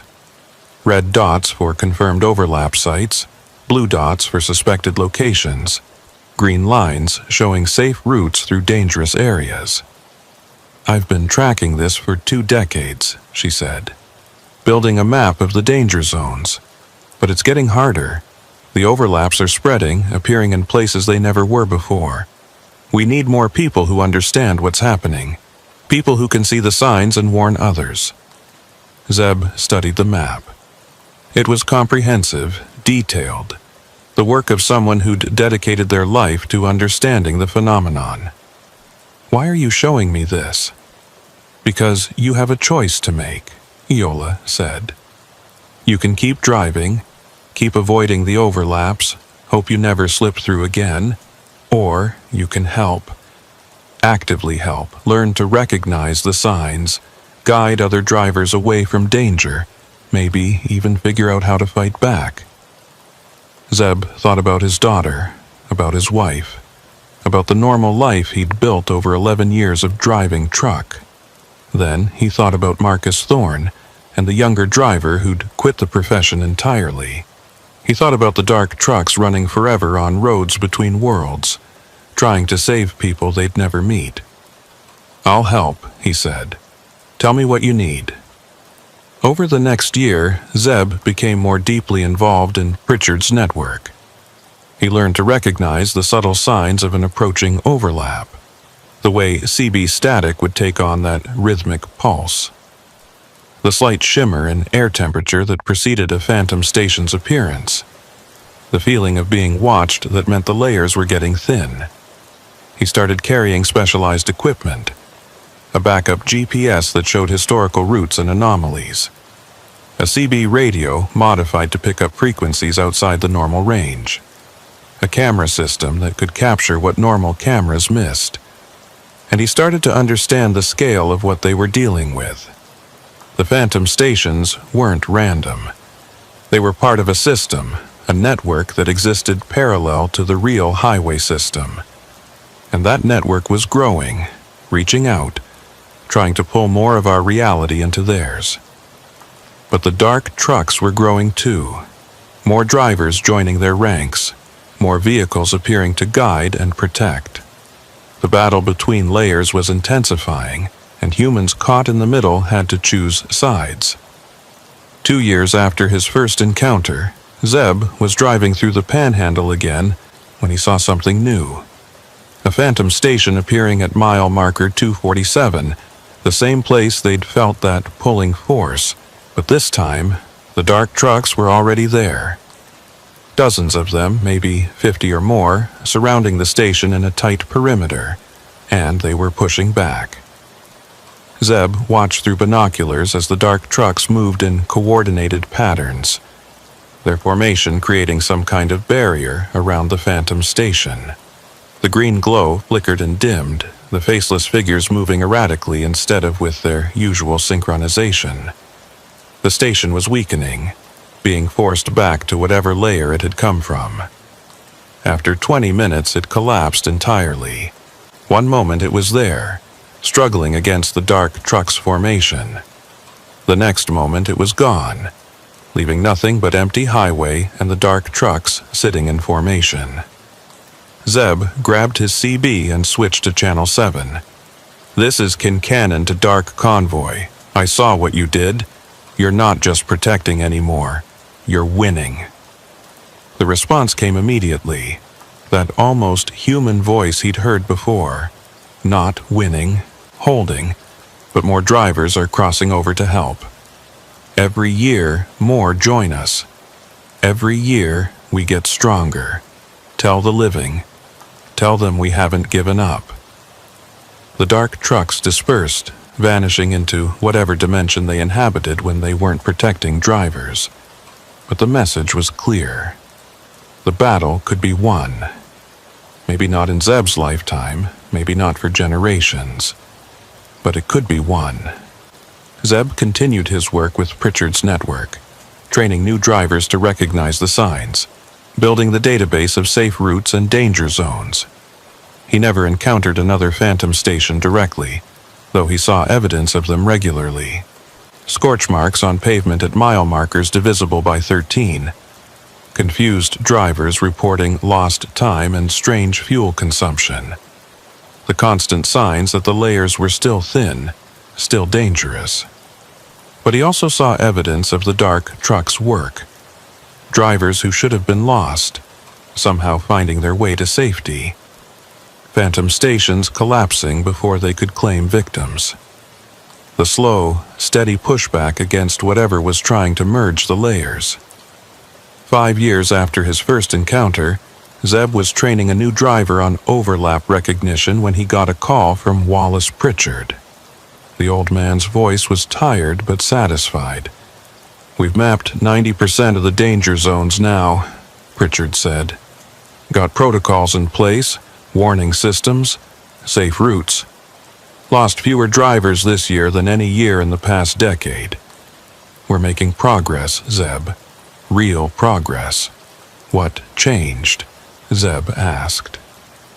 "Knowledge," Pritchard said simply. When drivers didn't know what they were dealing with, they were easy victims. Now they know. They recognize the signs, they avoid the danger zones, and when they do encounter overlaps, they know how to get through safely. Knowledge is power, even against something this strange. Zeb thought about that first November night, the terror and confusion, the desperate run through impossible territory. If they'd known then what he knew now, would it have been easier? Maybe. Or maybe the fear had been necessary, the catalyst that drove him to understand. "The dark trucks," Zeb said. "Do you think they know? That we're fighting back? That we're winning?" "I think they know," Pritchard said. "I think they've known all along. They were just waiting for us to figure it out ourselves." That night, Zeb sat in his truck at a rest area on Highway 287, watching the sun set over the Panhandle, mile marker 234, the place where his journey into strangeness had really begun. In the fading light, he thought he could see shadows moving in the distance. Dark shapes that might have been trucks, running their eternal routes on roads between worlds. He raised his CB handset and spoke into Channel 7. "This is Kincannon. To all the dark trucks out there running the night routes, thank you. We're not forgetting you. We're not giving up. And someday, maybe, we'll figure out how to bring you home." No response came, but Zeb hadn't expected one. Some messages didn't need answers. Some thanks didn't require acknowledgement. He started his engine and pulled back onto Highway 287, heading south as darkness fell over the Panhandle. His GPS showed safe routes. His CB was tuned to the right frequencies, and he carried Iola Fenwick's map marked with every known danger zone. The highway stretched ahead into darkness, and somewhere out there the dark trucks were running their routes. Still protecting, still fighting, still hoping that someday the layers would separate and they could finally rest. Zeb didn't know if that day would come, but he knew he'd keep fighting for it. Keep warning other drivers, keep building the knowledge base that made survival possible. Because that's what drivers did. They helped each other. They shared information about road conditions and safe routes and places to avoid. Even when those places existed between dimensions. Even when the roads led to stations that shouldn't be there. Even when the very fabric of reality got thin and strange things bled through. The wheels rolled on through the November darkness, carrying their cargo toward morning. And behind them, invisible to ordinary sight but always present, the dark trucks kept their vigil. Patient and eternal, guardians of a boundary most people never knew existed. Highway 287 looked normal to passing cars. Just another stretch of Texas Panhandle Road, flat and empty and unremarkable. But Zeb knew better. He knew what ran beneath its surface, what waited at certain mile markers when the conditions were right. And he knew that knowledge was the only thing standing between ordinary drivers and the processing stations that wanted to pull them through into that other layer of reality. He drove through the night, alert and watchful, a guardian in his own right. Not trapped like the dark trucks, but chosen. Fighting the same battle, just from the other side of the layers. The CB crackled with static, and beneath it, Zeb heard that familiar, rhythmic pulse. But it was fainter now, weaker, pushed back by the growing strength of those who understood what they were fighting. Mile marker 258 passed in darkness. Empty shoulder, no phantom stations, no processing platforms. Just normal pavement under normal stars. For now, at least, for tonight. And that would have to be enough.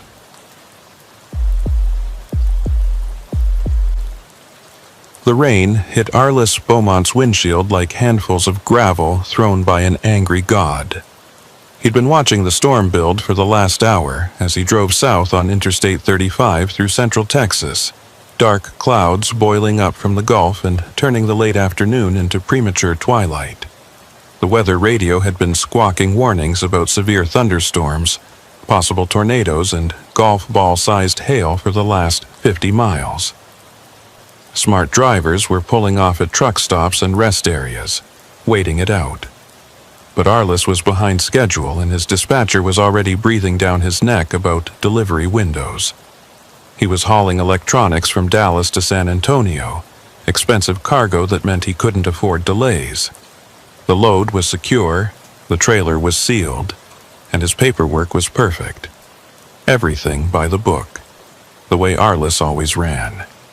14 years driving truck and he'd never missed a delivery window, never had a cargo claim, never had an accident beyond a few scraped fenders and tight loading docks. He took pride in that record. The storm caught him just north of Temple, hitting with a ferocity that made him immediately regret not pulling over earlier. Visibility dropped to maybe 20 feet, the rain so thick his wipers couldn't keep up even on their highest setting. Lightning struck close enough that he could smell ozone through his cab's air vents, and thunder rattled his windows hard enough that he worried about glass breaking. Arliss slowed to 40 miles per hour, then 30. Then finally gave up and started looking for somewhere to pull off. The shoulder was too narrow and sloped, dangerous in conditions like this. He needed a proper parking area, somewhere flat where he could sit out the worst of the storm without risking his truck sliding into a ditch. A green sign appeared in his headlights, barely visible through the rain. Rest area 2 miles. He knew the spot, had stopped there before on previous runs. It was one of those older rest areas, built back in the 70s before they started making them fancy with visitor centers and vending machines. Just a big gravel lot with some picnic tables and a cinder block bathroom building. But it would do. The exit ramp was a river of water, his tires throwing up spray that obscured everything. Arliss took it slow, feeling his way down the ramp and onto the access road that led to the rest area. Through the rain, he could see a few vehicles already parked there, their shapes indistinct in the downpour. Good. He wasn't the only driver with enough sense to wait this out. He found a spot at the far end of the lot, away from the trees that lined the perimeter. No point in parking under branches that might come down in high winds. He backed his trailer into position, set his air brakes, and shut down the engine. The sound of rain hammering on metal was deafening, a constant roar that made it hard to think. Arliss settled back in his seat and pulled out his phone to call his dispatcher. No signal. He tried his CB radio instead, but all he got was static laced with interference from the lightning. Communication would have to wait until the storm passed. He poured coffee from his thermos and watched the rain sheet across his windshield. The storm showed no signs of letting up. If anything, it was getting worse. The wind was picking up, rocking his trailer on its suspension, and the lightning was nearly continuous now. Each flash illuminated the rest area in stark white light, revealing other trucks and cars hunkered down against the weather. After about 20 minutes, Arliss heard something that made him pause with his coffee cup halfway to his lips. It was a sound coming from behind him, from his trailer. A metallic tapping, rhythmic and deliberate. Tap, tap, tap. Pause. Tap, tap, tap. He set down his coffee and listened. The sound continued, cutting through the roar of rain and thunder. It sounded like someone was inside his trailer, tapping on the walls. But that was impossible. The trailer had been sealed at the loading dock in Dallas, the bolt seal intact when he'd checked it during his pre-trip inspection. Nobody could be inside. Probably just cargo shifting, he told himself. The storm was rocking the trailer pretty good. Maybe some of the boxes had come loose from the cargo straps and were sliding around. But even as he thought it, he knew it didn't make sense. The tapping was too regular, too deliberate. Cargo didn't shift in patterns like that. Arliss grabbed his rain jacket and opened his door, immediately getting hit by wind-driven rain that soaked through his jeans. He climbed down from the cab and made his way back to the trailer, holding onto the side of the truck to keep from being blown over. The wind was incredible, gusting hard enough to make him stagger. He reached the back of the trailer and checked the seal. Still intact, the numbered tag exactly matching what was on his paperwork. He put his ear against the cold metal of the door and listened. The tapping had stopped. Maybe it had been his imagination after all, or maybe the cargo had settled and wasn't shifting anymore. He was about to head back to his cab when he heard it again. But this time it wasn't tapping. It was scratching. Long, drawn-out scrapes like fingernails on metal, coming from multiple points inside the trailer. The sound made his skin crawl, not because it was loud, but because it was so clearly deliberate. Something inside that trailer was making that noise on purpose. Arliss backed away from the doors, rain streaming down his face. His rational mind insisted there had to be a logical explanation. Maybe animals had gotten into the trailer back at the loading dock, rats or possums looking for shelter. Maybe the electronics he was hauling had some kind of cooling fans that were making noise. Maybe the storm was creating some kind of acoustic effect that made normal sounds seem weird and directional. But none of those explanations felt right. The scratching continued, moving along the inside of the trailer walls, following a path from the doors toward the front where his cab was parked. Like something was walking the length of the trailer, dragging its hands along the metal as it moved. A flash of lightning lit up the rest area, and in that moment of stark illumination, Arliss saw someone standing next to one of the other trucks. A woman looking directly at him. She was drenched by the rain, her hair plastered to her head, but she wasn't moving, just standing there in the storm, watching him. Then the lightning faded and she was gone, swallowed by darkness and rain. Arliss blinked water out of his eyes and looked for her, but he couldn't see anything in the downpour. Had she even been real, or was the storm playing tricks on his vision? The scratching from his trailer grew louder, more insistent. Arliss hurried back to his cab and climbed inside, slamming the door against the wind. He locked it, then immediately felt foolish. Locked against what? Cargo doesn't need to use doors. He grabbed his logbook and checked the time. 5:47 p.m. He'd been parked here for maybe half an hour. The storm was still going strong, showing no signs of breaking. He needed to make a decision. Sit here and wait it out like he'd planned, or cut his losses and get back on the road despite the dangerous conditions. The scratching stopped. The sudden silence was almost worse than the noise had been. Arliss sat in his driver's seat listening to rain and wind and his own breathing. The trailer behind him was quiet. No sounds coming from it at all. Maybe whatever had been making the noise had stopped. Maybe the cargo had settled. Maybe everything was fine. Then his CB radio crackled to life, not with static this time, but with a voice. A woman's voice, clear despite the interference from the storm. "Driver in the white Freightliner, you need to check your cargo. Something's not right in that trailer." Arliss grabbed his handset. "Who is this? How do you know what I'm hauling?" "I can see your truck from here," the voice responded.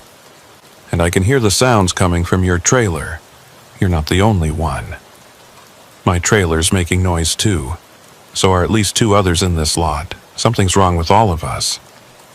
Arliss looked out at the rest area, trying to spot which truck the voice was coming from.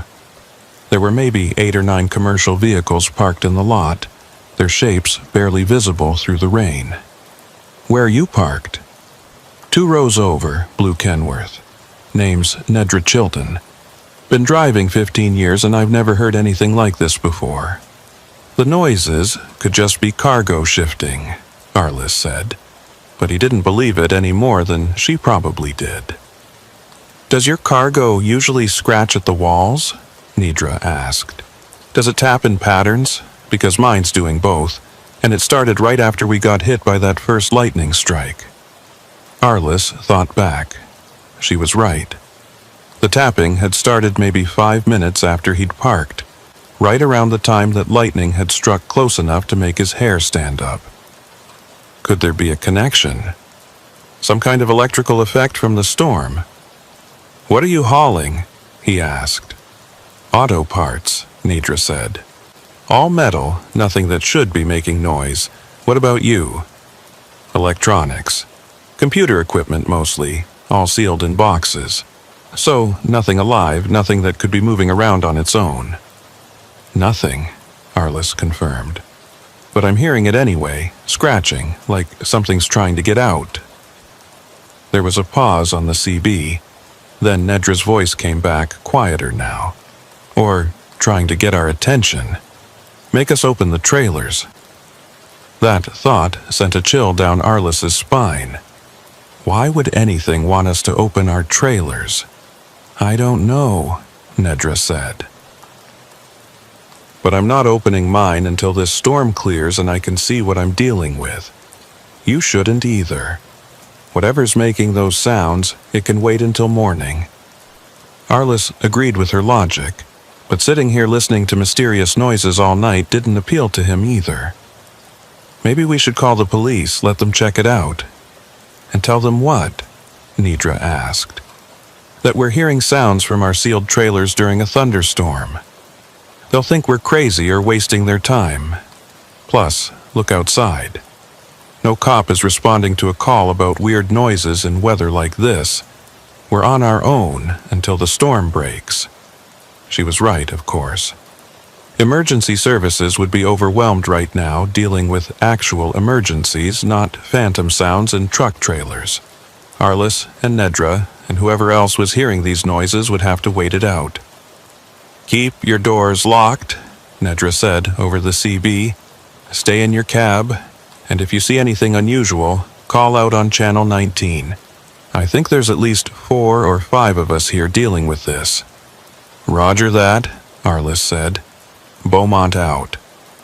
He set down the handset and stared at his trailer through the rain-streaked window between his cab and the cargo box. Nothing visible from here, just the front wall of the trailer and the slight movement as wind rocked it on its air suspension. But he could still hear it, faintly now. That scratching moving back and forth along the inside walls. His phone buzzed. He grabbed it, surprised to see he had signal now. A text message from an unknown number. He opened it and felt his stomach drop. "Don't open the trailer. Stay in your cab. It knows you're listening." Arliss stared at the message. How did someone get his number? Who had sent this? He tried to reply, but the message failed to send. No signal again, like the brief window had closed. Another flash of lightning, and in that moment he saw her again. The woman who'd been standing in the rain earlier. She was closer now, maybe 30 feet from his truck, still watching him. Still not moving despite the wind and rain that should have been knocking her around. This time, when the lightning faded, Arliss kept watching the spot where she'd been. His eyes had adjusted enough to the darkness that he could see her silhouette, still standing there. Watching his truck. Watching him. The scratching from his trailer changed pitch, becoming higher, more frantic. And now, there was another sound mixed in with it. A low humming, almost subsonic, that he felt more than heard. It made his teeth ache and his vision blur slightly at the edges.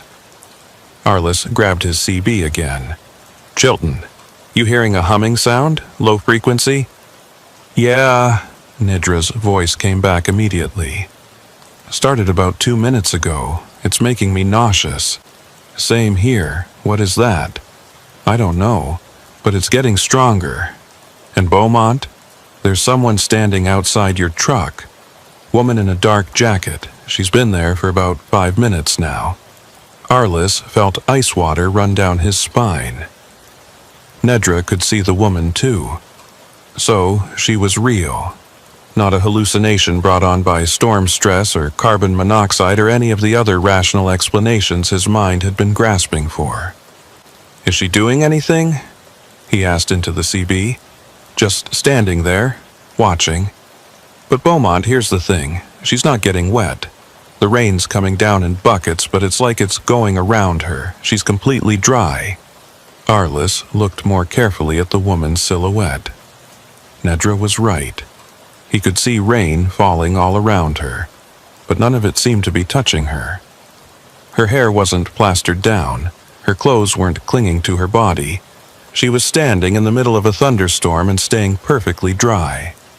The humming grew louder, and now Arliss could see his coffee cup vibrating on the dashboard, the liquid inside creating ripples. The windows were buzzing in their frames, and he could feel the vibration through the steering wheel, through the seat, through the floor beneath his feet. "This isn't right," he said into the CB. "We need to get out of here." "In this storm?" Nedra asked. "We'll end up in a ditch or worse. We're safer sitting still." But Arliss wasn't sure about that anymore. The humming was inside his head now, making it hard to think clearly.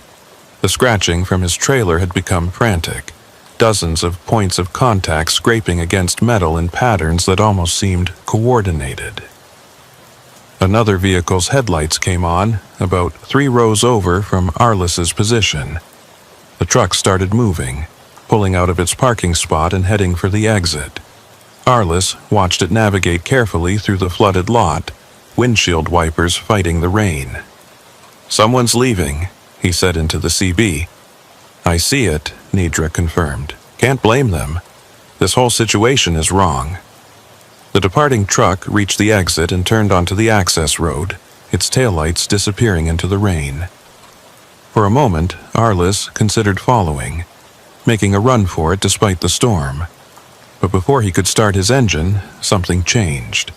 The woman who'd been watching his truck suddenly moved. Not walking, but gliding, like she was on wheels or floating just above the ground. She moved toward the exit where the other truck had just left, her motion smooth and unnatural. Then she disappeared, not gradually, not obscured by rain or darkness. She simply vanished like she'd never been there at all.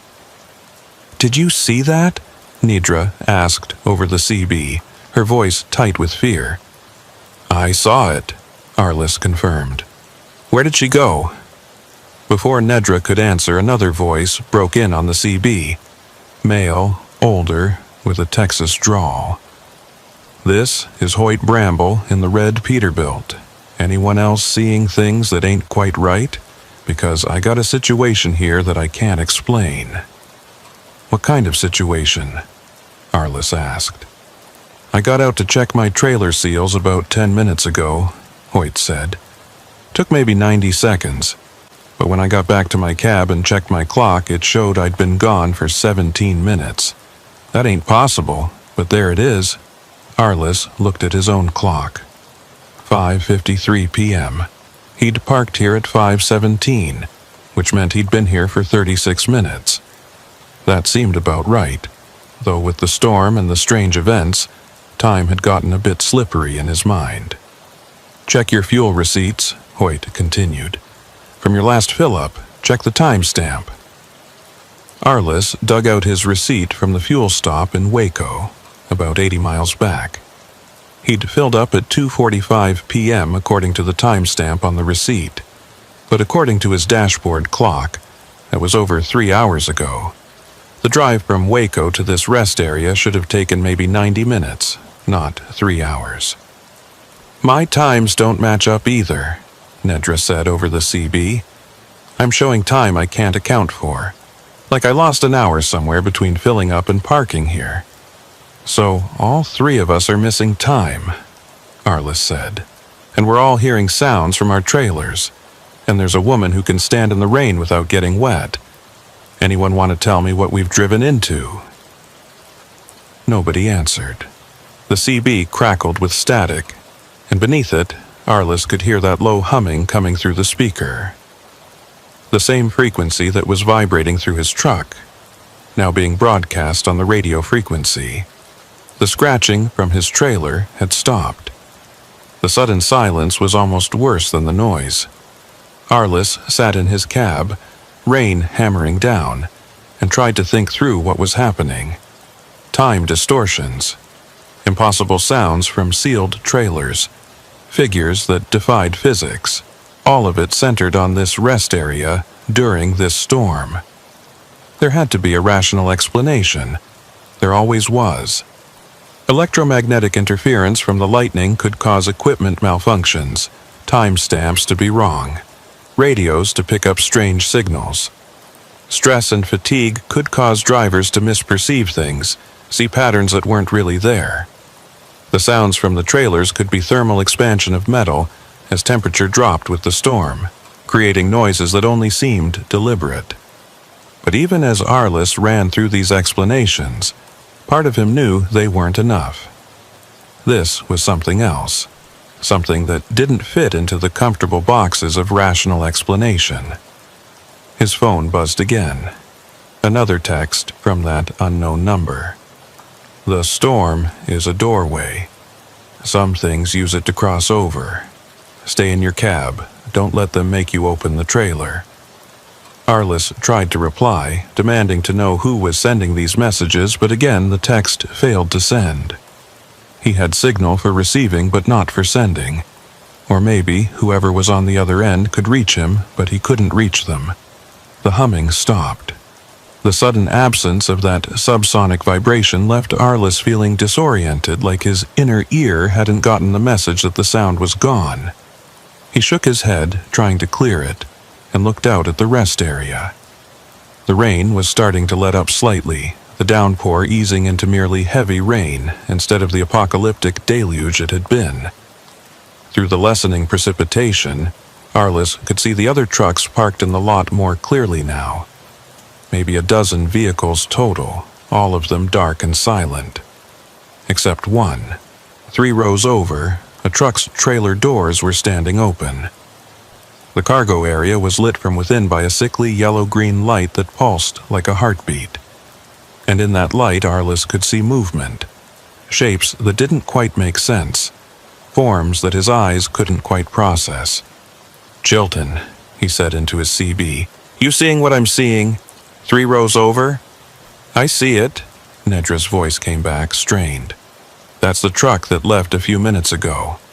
Or I thought it left. But it's back now, and those doors are open." "Did the driver open them?" Arliss asked. "I didn't see anyone get out. The doors just opened on their own." That wasn't possible. Trailer doors didn't open themselves. Someone had to release the latches, pull the pins, swing the heavy doors wide. But Arliss was looking at doors that were definitely open with no one visible near them. The pulsing light from inside the trailer was getting brighter, and the shapes moving in that light were becoming more distinct. They looked almost human, but the proportions were wrong. Arms that were too long, heads that sat at odd angles, movements that were too smooth and too jerky at the same time. "We need to leave," Nedra said over the CB, fear clear in her voice now. "Right now. Storm or no storm, we need to get out of this place." Arliss agreed with her completely. Whatever was happening here, whatever had used the storm as cover to manifest or cross over, or whatever the hell it was doing, they needed to be somewhere else when it finished. He reached for his ignition key. His hand froze halfway there. Standing directly in front of his truck, blocking his path, was the woman. She was closer than she'd ever been, close enough that Arliss could see her face clearly despite the darkness and rain. She had no expression at all, her features smooth and blank like a mannequin, and she was pointing at his trailer. Not just pointing, beckoning, telling him to go back there to open the doors to see what was inside. Arliss grabbed his CB. "She's back! Right in front of my truck. She wants me to open my trailer." "Don't do it." Hoyt's voice came back immediately. "Whatever you do, don't open those doors. That's what they want. That's what all of this has been about." "Who are they?" Arliss demanded. "What are they?" "Don't know and don't want to know," Hoyt said. "But I've been driving these roads for 30 years and I've heard stories. Things that show up during storms. Things that try to hitchhike in trailers. Things that want to get where we're going. If you open that trailer, you're letting them in. And once they're in, they're not getting out." The woman moved closer, her blank face now pressed against Arliss's windshield. She traced a pattern on the wet glass with one finger, a symbol that hurt to look at directly. And behind her, Arliss could see more figures emerging from the darkness. Dozens of them, all with the same blank faces, all moving with that same unnatural gliding motion. They were surrounding his truck, surrounding all the trucks. And the humming was starting again, stronger now, making the entire vehicle vibrate.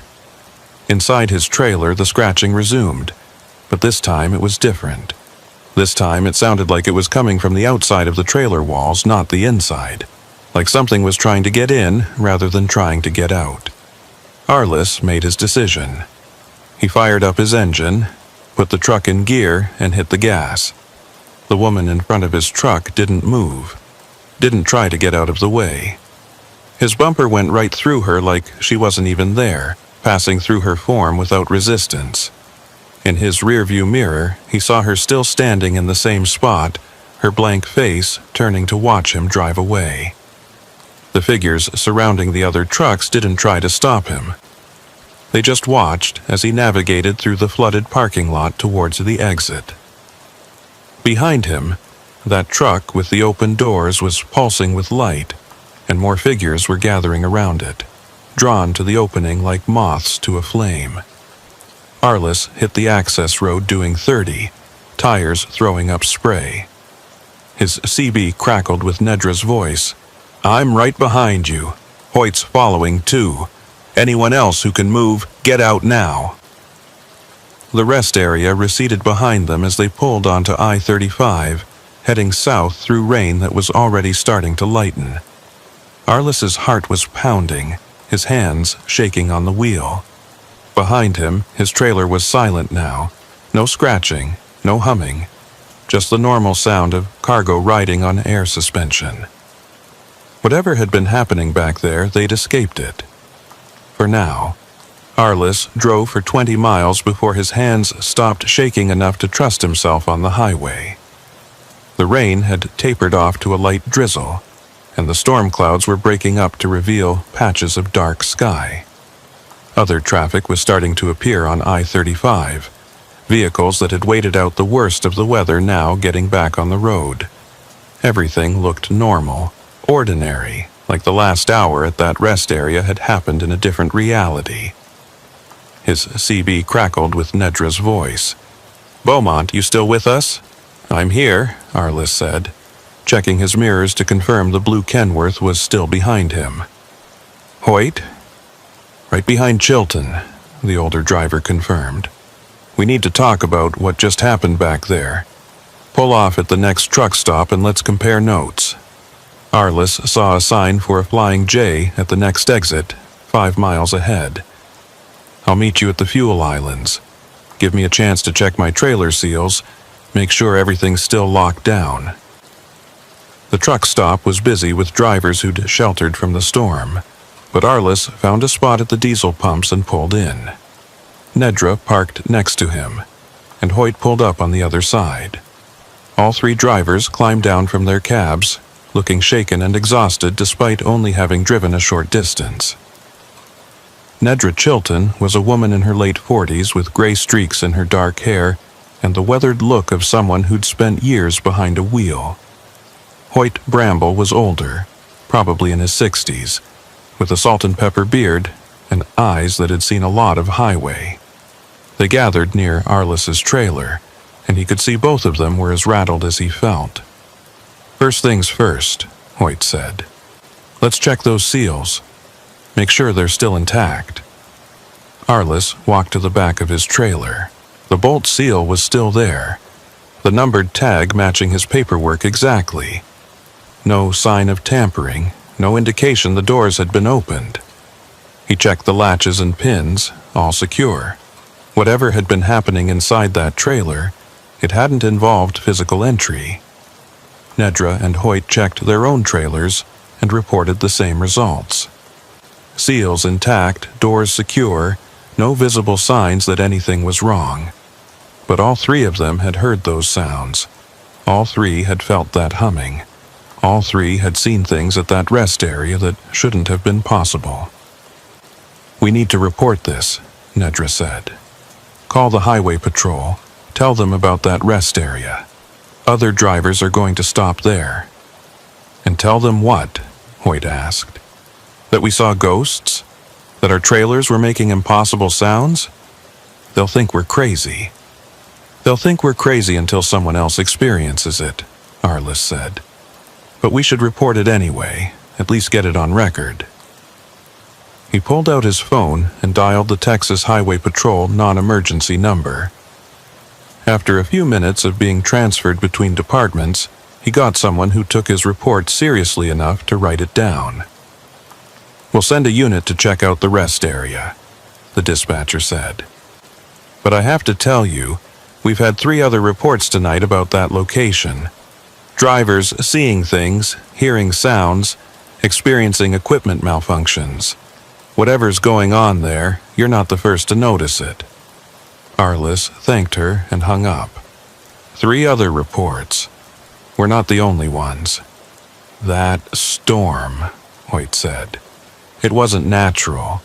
Or maybe it was natural, but something used it as cover. I've heard stories about things that show up during severe weather. Things that exist in the electrical discharge, in the electromagnetic fields, in the spaces between lightning strikes." "That sounds like science fiction," Nedra said. "Maybe," Hoyt agreed. But I've been driving these roads for 30 years, and I've seen things that don't fit into normal boxes. Weather phenomena that shouldn't exist. Places where your GPS goes haywire. Stretches of highway where time doesn't work right. Most drivers just write it off as equipment failure or fatigue, but sometimes it's more than that. Arliss thought about the text messages he'd received, the warnings from an unknown number. He pulled out his phone and checked his message history. The texts were still there, but when he tried to reply again, the messages bounced back as undeliverable, like the number didn't exist or couldn't receive incoming texts. "I got messages," he said, showing them his phone. "Warnings about not opening the trailer, about the storm being a doorway. Anyone else get something like this?" Nedra checked her phone and shook her head. "Nothing.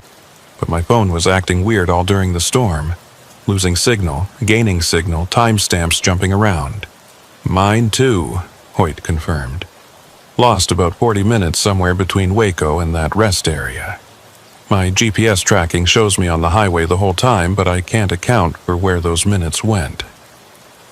They stood there in the fluorescent lighting of the truck stop, trying to make sense of impossible events. Around them, other drivers were fueling up, checking their rigs, going about normal business. Nobody else looked disturbed or frightened. Just 3 drivers who'd experienced something that probably dozens of other people had never noticed. "We should check our cargo," Arliss said. "Actually, open the trailers and verify everything's still there and undamaged. If something was happening inside those trailers, we need to know."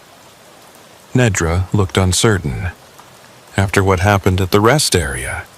After those things were trying to make us open our trailers? You want to actually do it?" "We're at a well-lit truck stop with dozens of other people around," Arliss pointed out. "If something's wrong with our cargo, we need to know before we make our deliveries. Better to find out here than at the receiving dock." Hoyt nodded agreement. "He's right. Plus, I'm not going another mile without knowing what's in my trailer. Been driving all night wondering if I'm hauling auto parts or something else entirely." They broke the seals on their trailers one at a time, Arliss going first. He pulled the pins, released the latches, and swung open the heavy doors. Inside, his cargo was exactly what it should be. Pallets of boxed electronics all properly secured with cargo straps, load bars in place, everything by the book. He climbed up into the trailer and walked through it, checking behind the cargo stacks, looking for any sign of disturbance or damage, or anything that shouldn't be there. Nothing. Just cargo and empty trailer space and the normal smell of cardboard and packing materials. He climbed down and gave Nedra and Hoyt a thumbs up. "Everything looks normal. Your turn." Nedra's trailer held auto parts as she'd said, all properly packed and secured. Hoyt's was the same, construction materials that matched his manifest exactly. 3 normal loads in 3 normal trailers. No sign of anything that could have made those sounds, no indication that anything unusual had happened. "So what were we hearing?" Nedra asked. "If there's nothing in the trailers, where did those sounds come from?" "Maybe it wasn't about what was in the trailers," Hoyt said slowly. "Maybe it was about what was trying to get in. Those things at the rest area, they wanted us to open the doors. Not to let something out, but to let them in." Arliss felt a chill despite the warm night air. "You mean they wanted to hitchhike?" "Something like that," Hoyt said. "I've heard stories from old-timers who drove in the 60s and 70s. Back then, before all the GPS tracking and satellite communications, drivers would sometimes pick up passengers they couldn't explain. People who'd be in the sleeper berth one minute and gone the next. Figures that would show up in their mirrors but disappear when they looked directly. Most of them figured it was exhaustion or carbon monoxide, but a few swore they were hauling things that weren't quite human. "That's just urban legends," Nedra said. But she didn't sound convinced. "Maybe," Hoyt agreed, "but urban legends come from somewhere. And after what we just experienced, I'm less skeptical than I used to be. They sealed their trailers back up with new locks provided by the truck stop, documenting the seal numbers for their paperwork. Arliss felt better knowing his cargo was intact, but the mystery of the sounds remained unsolved. He'd heard them. They all had. Scratching, tapping, that low-frequency hum. If nothing in the trailers had made those sounds, then what had?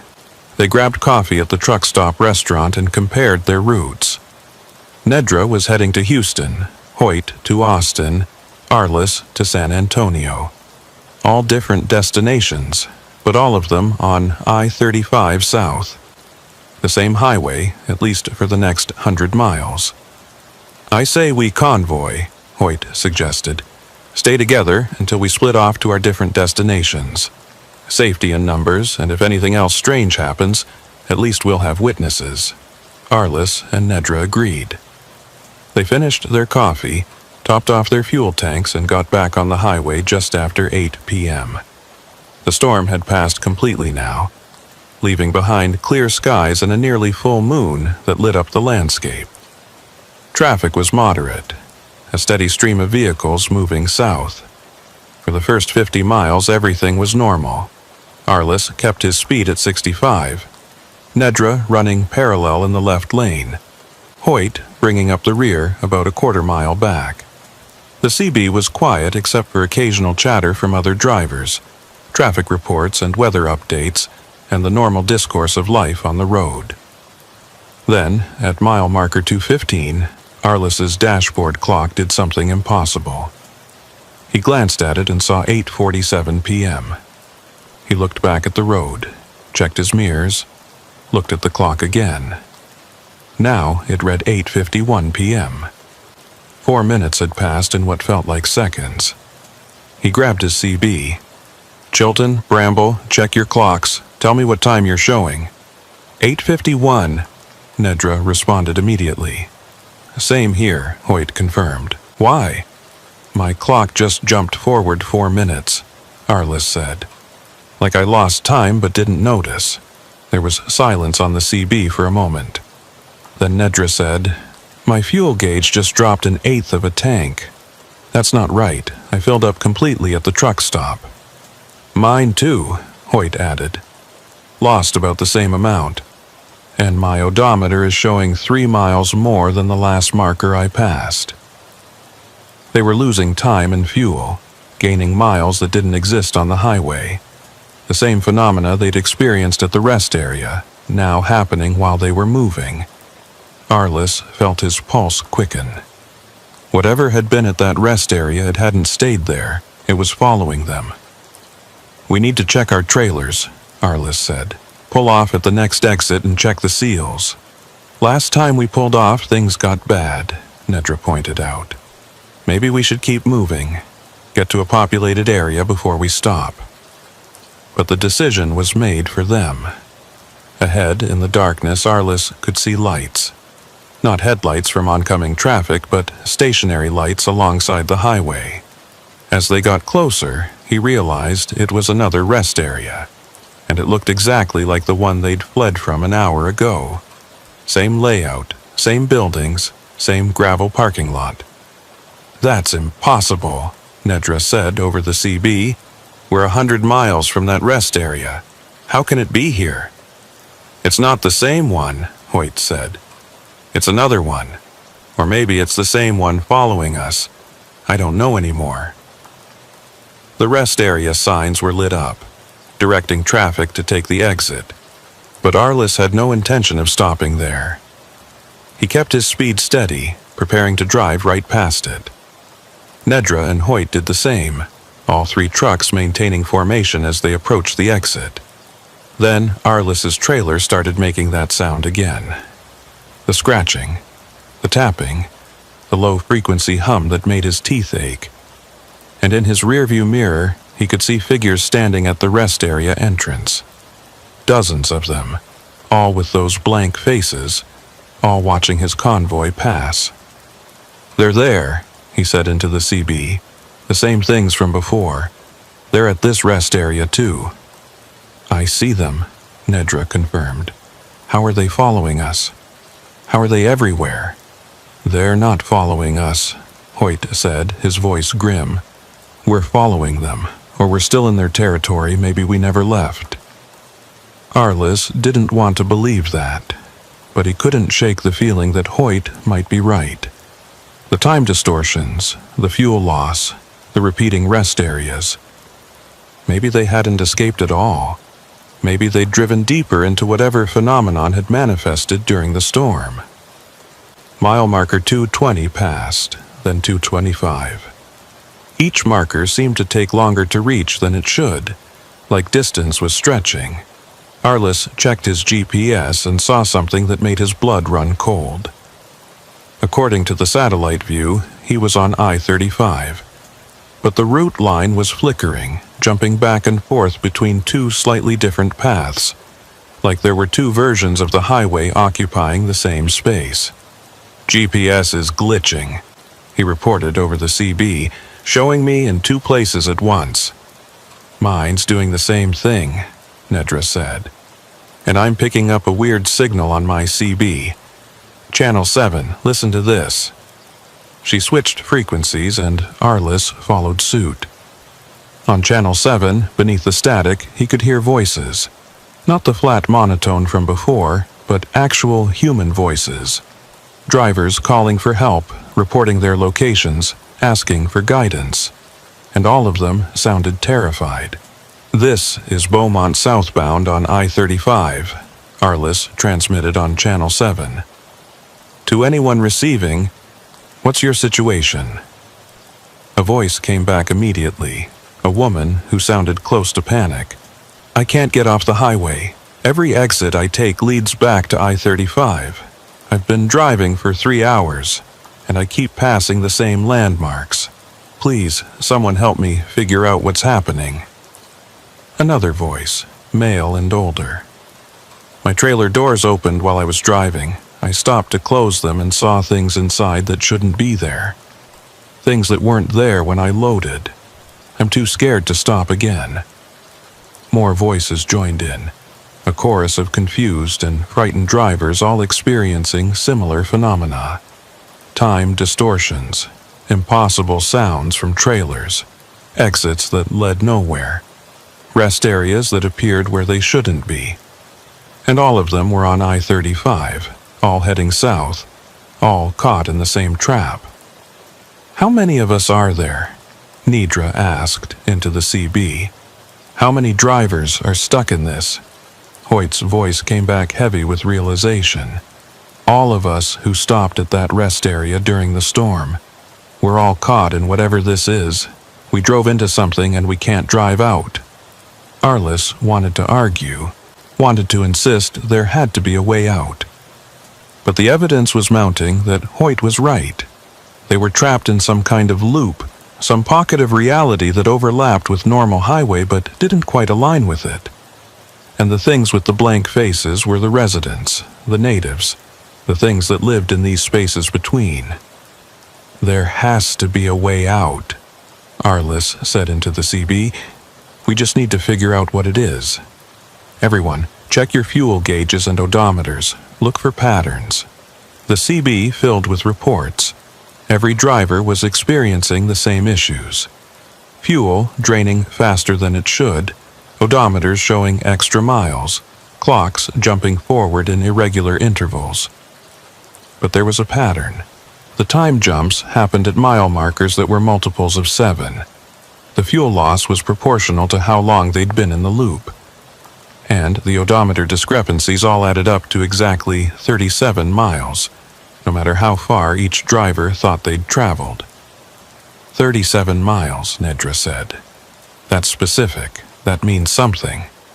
Arliss pulled out his atlas and checked the map. From the rest area, where they'd first encountered the phenomenon, to San Antonio was exactly 37 miles. But they'd already driven past that point. They should be well south of San Antonio by now, but according to his GPS, they were still somewhere near Temple. It's keeping us in a specific range, he said. A bubble or a zone. 37 miles of highway that's been, Displaced? Copied? Overlapped with something else? The storm did it, one of the voices on Channel 7 said. It was Hoyt. The electromagnetic discharge, the lightning, whatever energy was present during that storm, it created a boundary condition. Like a door opened between dimensions and we drove through it. So how do we close the door? Another driver asked. How do we get back to normal reality? Nobody had an answer. The CB fell silent except for static, and Arliss could hear that humming starting again. Coming from his trailer, coming through the radio, coming from the highway itself. The sound was building, growing stronger, and with it came that sense of wrongness, of reality bending in ways it shouldn't. Mile marker 230 appeared ahead. According to Arliss's earlier calculations, this should be the edge of the 37-mile zone. If there was going to be a way out, it would be here. He checked his mirrors and saw Nedra's Kenworth right beside him, Hoyt's Peterbilt still following behind. All three trucks running together, approaching the boundary. The humming grew louder. Arliss's vision began to blur at the edges, like looking through water. The highway ahead seemed to shimmer and split, showing two overlapping roads that didn't quite line up. One was the normal I-35, with proper lane markings and mile markers and the usual highway infrastructure. The other was darker, older looking, with markings that seemed wrong somehow. You seeing this? Nedra asked over the CB, her voice tight with stress. I see it, Arliss confirmed. Two roads. We need to pick the right one. But how could they tell which road was the correct one? The normal-looking highway could be a trap, bait to keep them in the loop. The darker road could be the way out, or it could lead somewhere worse. They had seconds to decide before the split became permanent. Then Arliss remembered the text messages, the warnings from the unknown number. He grabbed his phone and checked the message history. A new message had appeared, time-stamped impossibly in the future. Follow the darker path. Reality is on the other side. Trust the wrongness. It went against every instinct he had. The dark road looked dangerous, threatening, like something from a nightmare. But the message had been right before. It had warned him not to open his trailer, to stay in his cab, to recognize the threat. Maybe it was right again. I'm taking the dark road, Arliss said into the CB. Following me is your choice, but I think that's the way out. He didn't wait for responses. He cranked his wheel to the right, feeling his trailer swing wide as he committed to the darker path. The transition was instantaneous and jarring. One moment he was on what looked like normal pavement. The next, he was driving on something that felt older, rougher, less solid somehow. Behind him, Nedra and Hoyt followed, and as they committed to the dark path, the normal-looking highway vanished. It simply ceased to exist, leaving only the darker road stretching ahead into midnight. The humming stopped. The scratching from the trailers stopped, and the oppressive sense of wrongness lifted, replaced by something that felt clean and cold and real. Arliss checked his GPS. It showed him on I-35, but now there was only one route line. No flickering, no dual paths, just a single highway. Mile marker 231 appeared ahead, then 232. The numbers were advancing normally now, one marker per mile, no strange jumps or distortions. I think we're out, Nedra said over the CB, her voice shaking with relief. I think we made it. Check your fuel gauges, Hoyt said. Check your clocks. Arliss looked at his dashboard. The clock read 9:03 p.m., which seemed about right for the distance they'd covered. His fuel gauge showed he'd burned about what he should have for the miles driven. His odometer was tracking properly with the mile markers. Everything was normal. They'd escaped the loop, driven out of whatever pocket reality they'd been trapped in. The dark road had been the correct choice, but even as relief washed over him, Arliss couldn't shake the feeling that they'd gotten lucky. That most drivers probably chose the normal-looking highway, staying trapped in the loop forever. That somewhere in that overlapped space, there were dozens or hundreds of trucks still driving, still passing the same mile markers, still hearing sounds from their trailers as things tried to get in. "We need to warn people," he said into the CB. "Report this to DOT, to Highway Patrol, to whoever will listen. That stretch of highway is compromised. Other drivers need to know." They drove through the night, heading toward their separate destinations, staying in contact on Channel 19. And Arliss made call after call, reporting what they'd experienced, trying to get someone to take it seriously. Most dispatchers were polite but skeptical. A few promised to send units to investigate. One told him that they'd received similar reports but had found nothing unusual at the locations described. How could they find something that only existed in certain conditions, during certain weather patterns, in spaces between normal reality? The phenomenon wasn't always there. It appeared and disappeared, trapped drivers and released them, followed its own logic that had nothing to do with highway engineering or meteorology. Arliss delivered his load in San Antonio just after midnight, on time despite the delays and detours. He called his dispatcher to report the successful delivery, and after some hesitation, he told her about the rest area incident. She listened without interrupting, then was quiet for a long moment. "You're not the first driver to report something like this," she finally said. "We've had 3 others this month alone, all on I-35, all during storms. Management doesn't want to make a big deal out of it because it sounds crazy. But between you and me, start avoiding that highway when weather looks bad. Take alternate routes.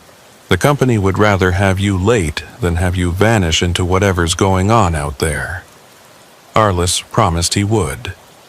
He parked at a truck stop for his mandatory rest period, but sleep didn't come easy.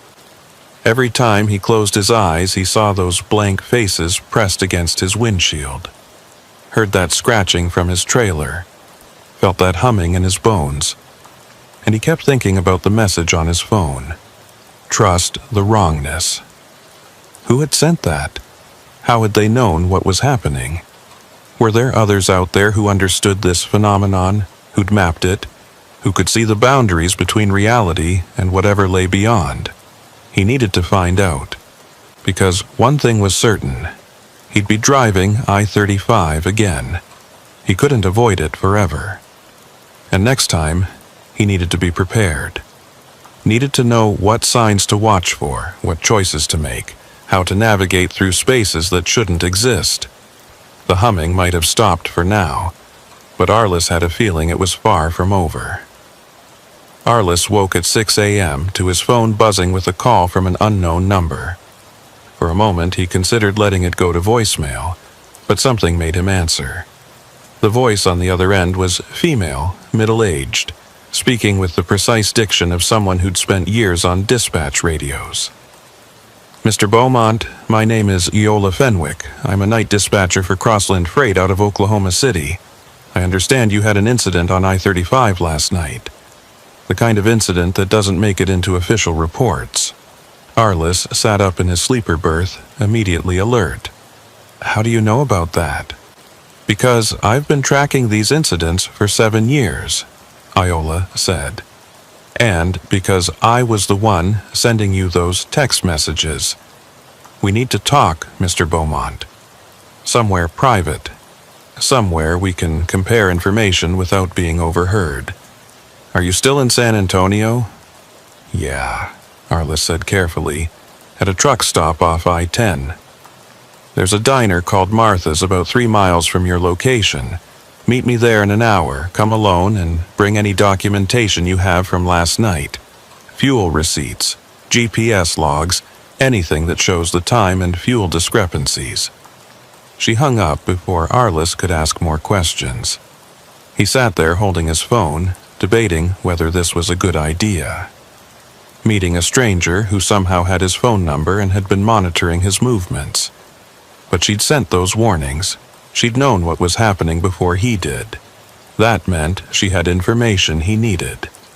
He cleaned up, grabbed his paperwork, and drove his personal truck to the diner. Martha's was one of those old-style highway restaurants that had been serving truckers since the 50s, with a gravel parking lot and a neon sign that flickered in the early morning light. Only a few vehicles were parked outside this early. Inside, Iola Fenwick was waiting in a corner booth. She was in her early 50s with gray-streaked brown hair pulled back in a practical ponytail, wearing jeans and a flannel shirt that looked like they'd seen a lot of highway miles. Her eyes were sharp and assessing as Arliss slid into the booth across from her. "You escaped," she said, without preamble. "That's good. Most drivers don't, at least not on their first encounter. The fact that you chose the darker path shows good instinct." "How did you know to warn me?" Arliss asked. "How did you even know I was there?" Iola pulled out a laptop and opened it to show a map covered in colored markers.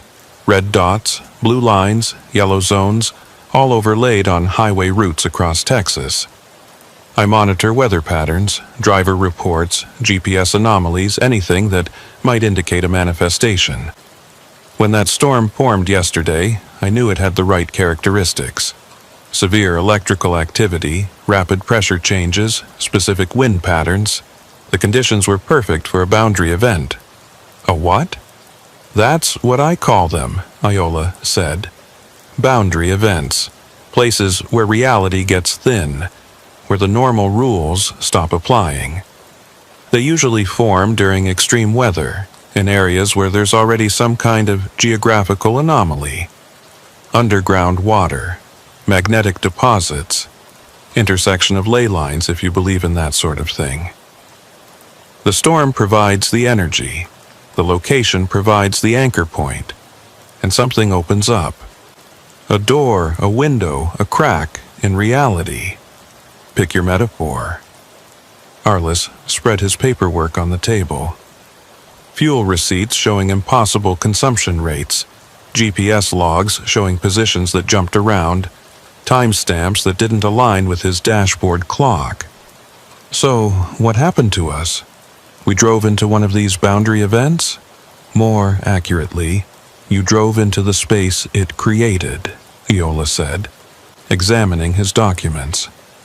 "These events don't just open doors, they create pockets, bubbles of altered space that overlay normal geography.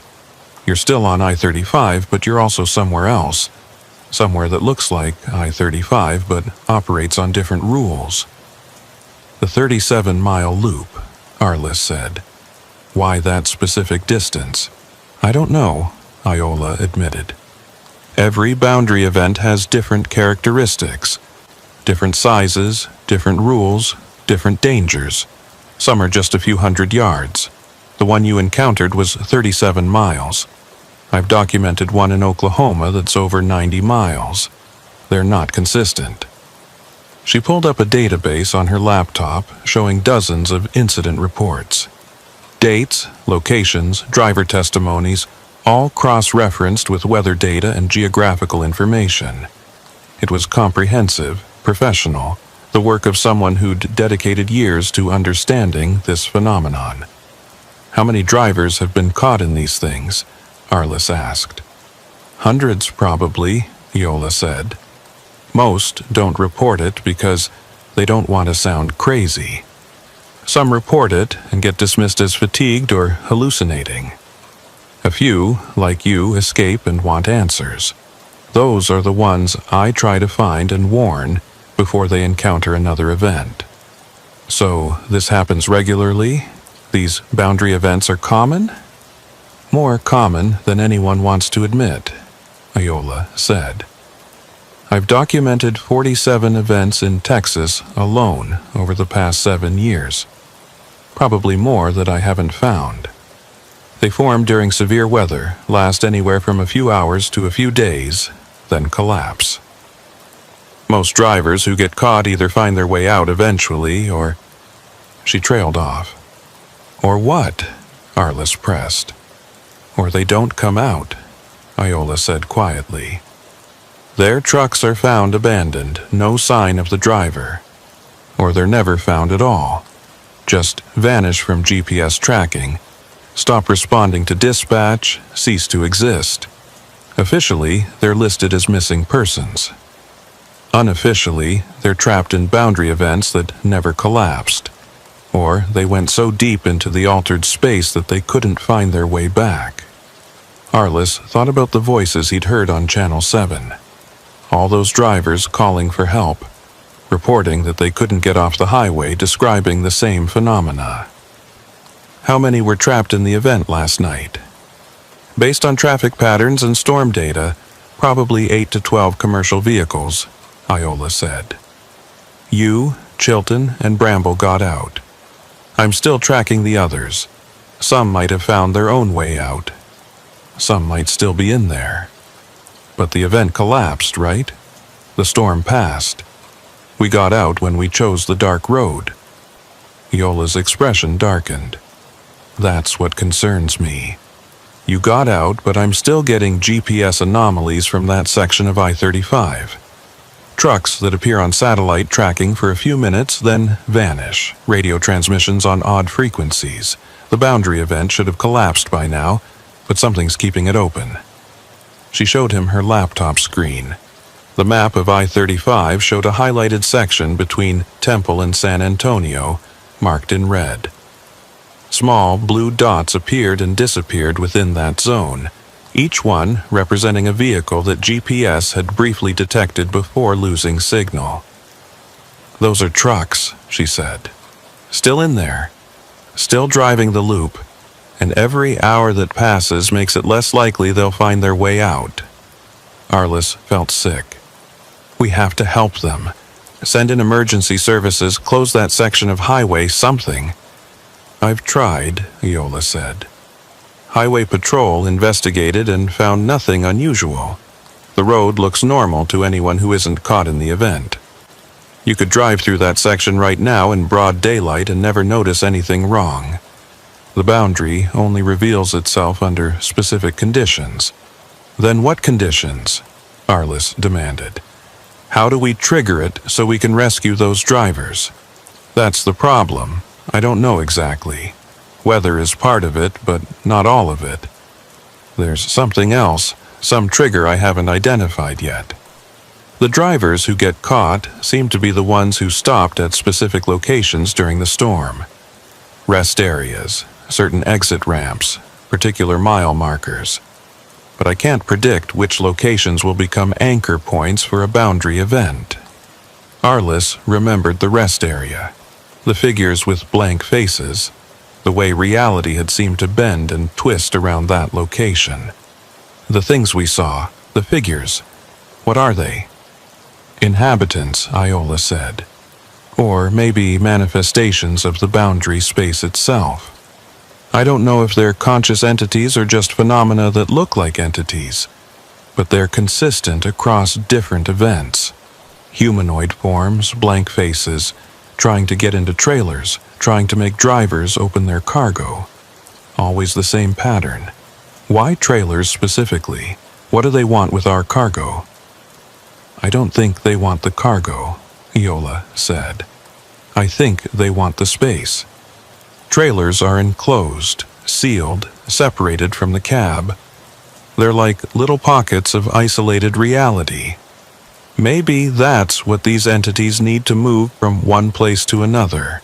A container they can hide in, hitchhike in, use to cross back into normal reality. The thought made Arliss's skin crawl. So, if we'd opened our trailers back at that rest area, you would have let them in, Iola confirmed. And they would have been there when you reached your destination, in San Antonio, or Houston, or wherever you were delivering. Stepping out into normal reality, carrying whatever wrongness they brought with them from the boundary space. Jesus, Arliss muttered. So, Every time a driver gets caught in one of these events and opens their trailer, they could be releasing something. Maybe, Iola said. Or maybe nothing happens and they just find their normal cargo. I don't have enough data. Most drivers who report these events don't open their trailers, either because they're smart enough not to, or because they escape before it becomes an issue. The ones who do open their trailers usually don't report what they find, if anything. A waitress came by with coffee, and they ordered breakfast, falling into silence while she was nearby. When she left, Arliss leaned forward and lowered his voice. "What do you want from me? Why bring me here to tell me all this?" "Because you survived," Iola said, "and because you made good decisions under pressure. You didn't open your trailer. You recognized the warning signs. You chose the correct path when the highway split. Those aren't common traits, Mr. Beaumont. Most drivers panic, or freeze, or make the wrong choice. You did everything right. So what? You want to recruit me? Make me part of your research project." "I want you to be prepared," Iola said, "because you'll encounter another boundary event. Maybe not tomorrow or next week, but eventually. These things have a way of finding drivers who've been through them before. Like you've been marked, flagged by the system, put on a list of people who know about the boundaries. That's paranoid thinking," Arliss said.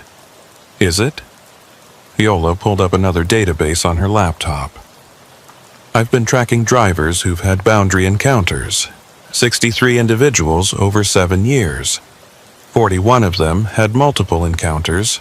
22 had 3 or more. The recurrence rate is 87%. Once you've been in a boundary event, you're statistically likely to encounter another one." The numbers were stark and disturbing. Arliss thought about his schedule, all the runs he had planned for the next month. How many of them would take him through areas where boundary events could form? "How do I avoid them?" he asked. "You can't completely," Iola said, "but you can minimize risk. Avoid driving during severe weather when possible. Monitor weather patterns and route around high-risk areas. Stay away from rest stops during electrical storms. And most importantly, if you start experiencing the warning signs, time jumps, fuel anomalies, strange sounds from your trailer, get off the highway immediately and wait it out in a populated area." Their breakfast arrived, and they ate in silence for a few minutes.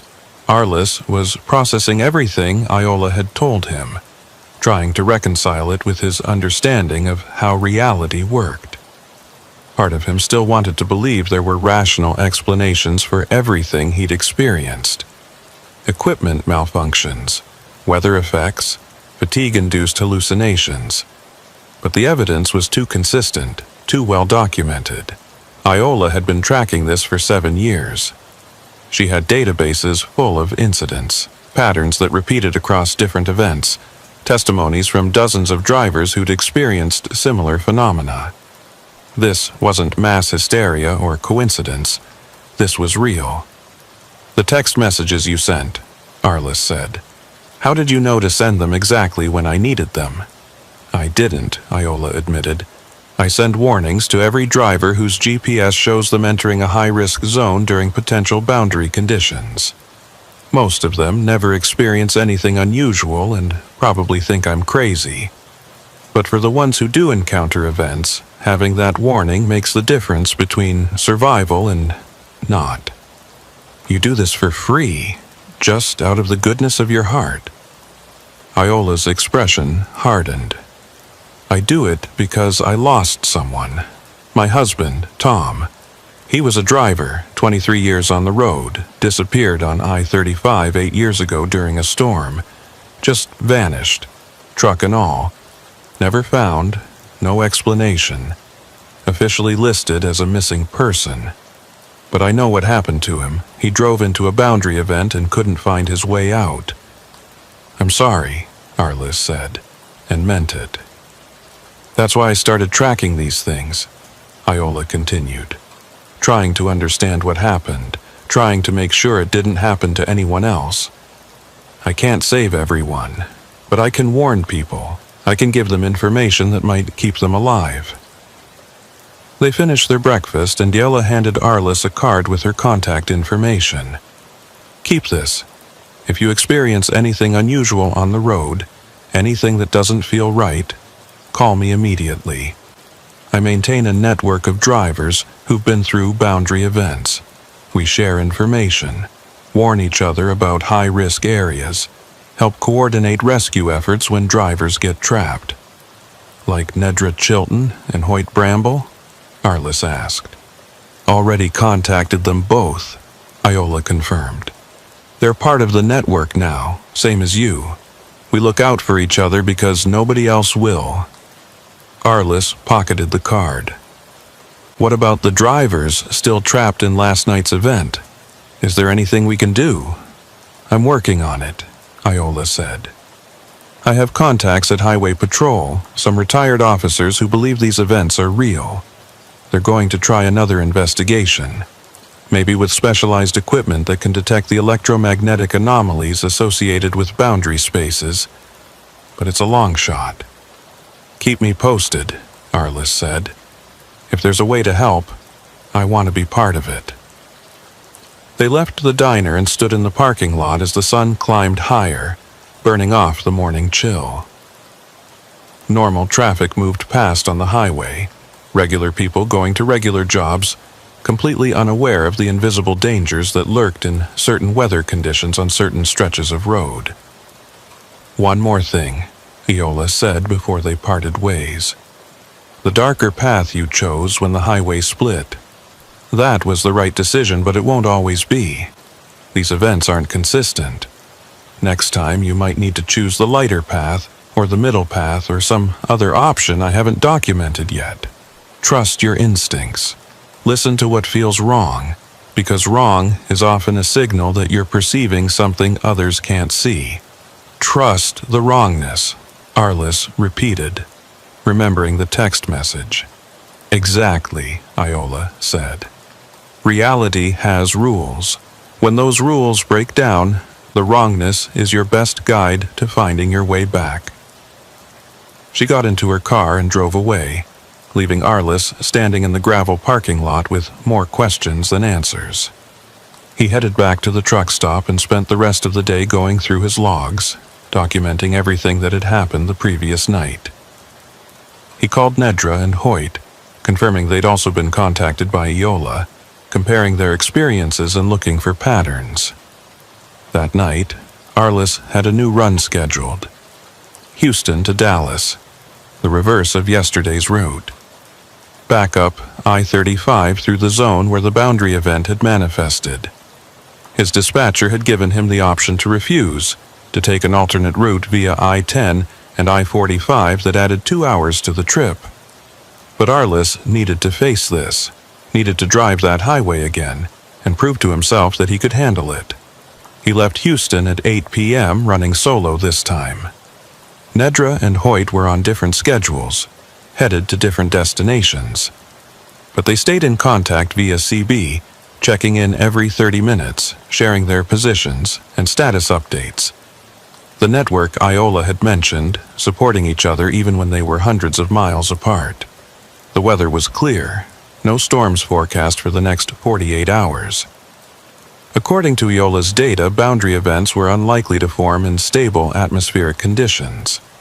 But Arliss kept his guard up anyway, monitoring his gauges, checking his clocks, listening for any unusual sounds from his trailer. Mile marker 200 passed, then 210. He was approaching the zone now, the 37 miles where the boundary event had manifested. His phone showed he still had Iola's number, and he'd programmed it into speed dial just in case. His GPS was set to record his full route, documenting every mile for future reference. At mile marker 215, the place where his clock had first jumped, Arliss slowed down and paid careful attention to his instruments. Everything looked normal. Clock advancing 1 second at a time, fuel gauge dropping at the expected rate. Odometer tracking perfectly with mile markers. No anomalies, no warning signs, Nothing to suggest reality was anything other than completely normal. He passed through the entire 37-mile zone without incident, reaching mile marker 252 with a sense of relief mixed with anticlimax. Whatever had been there last night was gone now, either collapsed or dormant, or waiting for the next set of conditions that would trigger its manifestation. But as he approached Temple, where the original rest area had been, Arliss saw something that made him slow down. There were lights at the rest area. Not the sick yellow-green glow from before, but normal lights. And there were vehicles parked there, their shapes illuminated by security lamps. He almost kept driving. But something made him take the exit, pulling into the rest area that had been the starting point of last night's nightmare. In daylight, it had been ordinary. Now, at night, he needed to see if it was still ordinary, or if something had changed. The rest area looked completely normal. A few trucks parked in their designated spots, a couple of cars near the restroom building, everything exactly as it should be. Arliss parked at the far end and sat in his cab, watching and listening. No scratching from his trailer, no humming, no figures with blank faces standing in the shadows, just a quiet rest area on a clear night with normal people taking normal breaks from their normal drives. He climbed down from his cab and walked to the back of his trailer, checking the seal. Still intact, same number he'd put on in San Antonio. He put his hand against the metal of the trailer wall and felt nothing unusual. Just cold steel, normal vibrations from highway traffic, the familiar presence of cargo secured behind locked doors. A figure emerged from the restroom building and walked toward the parking area. For a moment, Arliss tensed, remembering those blank-faced entities from the Boundary event. But as the person got closer, he saw it was just a middle-aged woman in a company jacket, a legitimate driver taking a legitimate break. She noticed him and nodded in greeting. "Evening. Weather's nice tonight." "Yeah," Arliss agreed, relaxing slightly. "Real different from last night." "That storm was something else," she said. "I pulled off here to wait it out. Weird thing, though. I could have sworn I was only parked for about 30 minutes, but when I checked my clock afterward, I'd lost almost 2 hours. Must have dozed off without realizing it." Arliss felt his pulse quicken. "You were here last night, during the storm?" "Sure was. Why? Did you experience anything unusual? Strange sounds, time distortions, GPS glitches?" The woman gave him an odd look. "No more than you'd expect in a thunderstorm. Why? Did something happen?" Arliss studied her face, looking for any sign that she was hiding something or had experienced the Boundary event but was afraid to admit it. But she just looked confused by his questions, like she genuinely had no idea what he was talking about. "Nothing," Arliss said. "Just curious. Drive safe." He walked back to his truck, processing this new information. The woman had been at the rest area during the storm and had lost time, but she hadn't experienced the Boundary event itself, or at least she wasn't aware of it if she had. Maybe the event had only captured certain drivers, the ones who met some specific criteria. Or maybe she'd been on the periphery, affected by time distortions but not pulled fully into the altered space. Viola would want to know about this. Arliss pulled out his phone and sent her a text with the details. She responded within minutes. "Common pattern. Peripheral exposure. Driver experiences minor anomalies but no full Boundary encounter. Suggests the event had a core zone and outer layers with decreasing intensity. Good data." Arliss climbed back into his cab and continued north, leaving the rest area behind.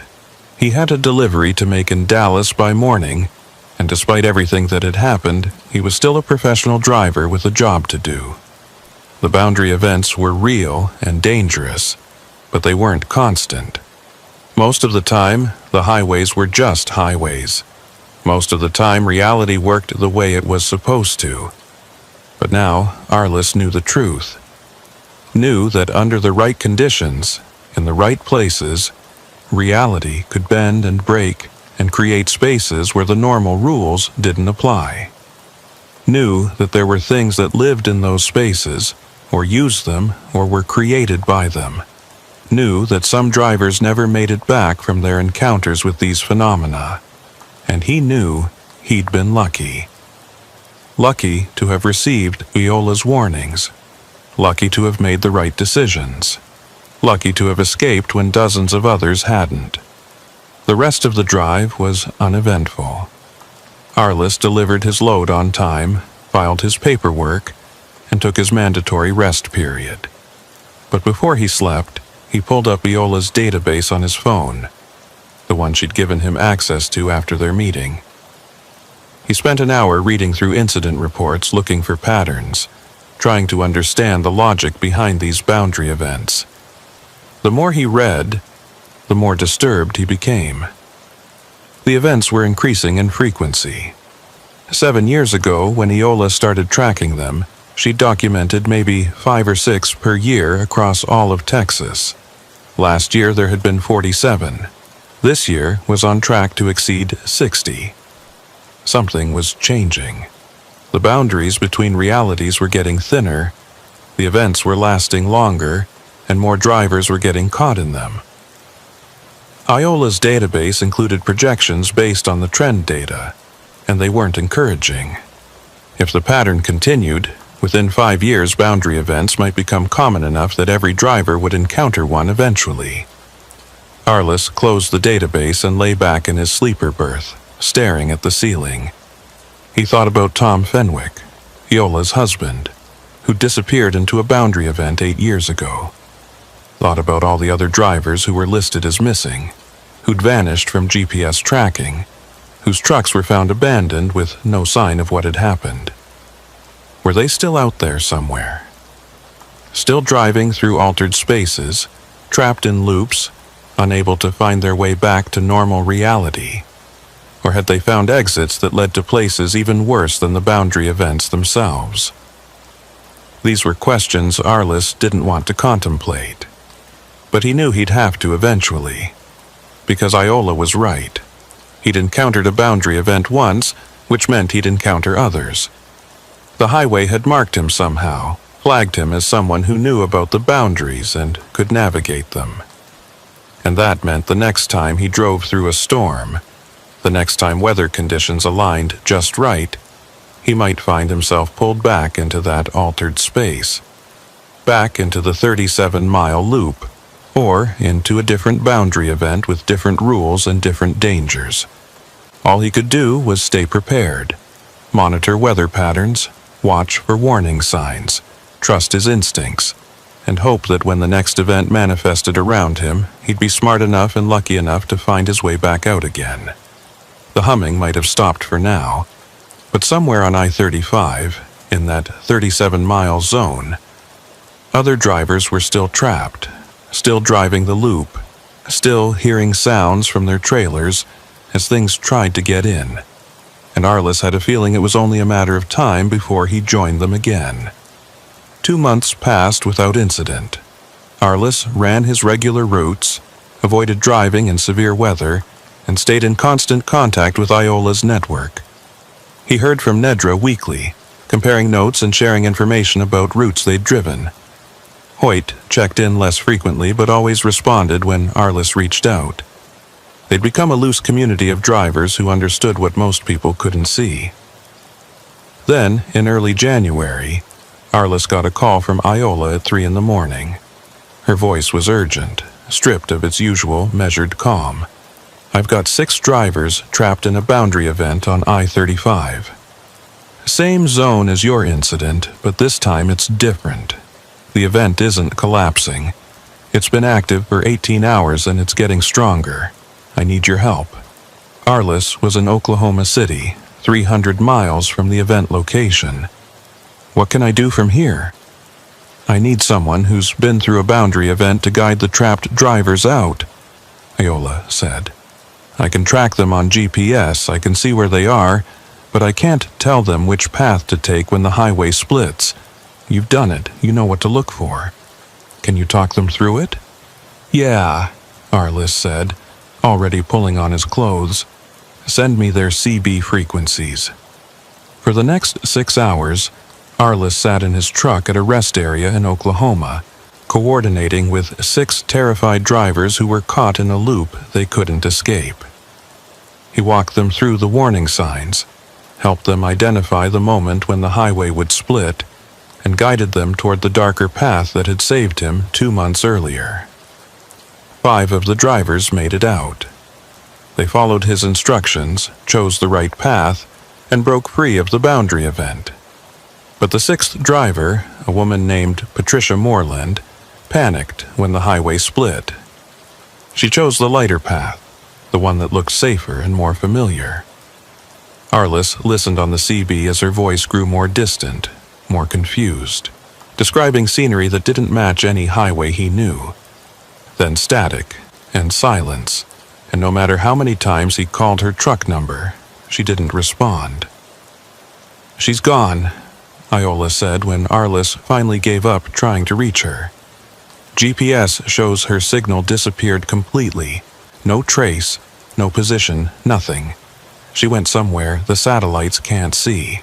"Where?" Arliss demanded, though he already knew Iola didn't have an answer.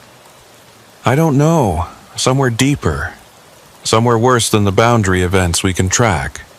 I'm sorry, Arliss, you did everything right. She just made the wrong choice."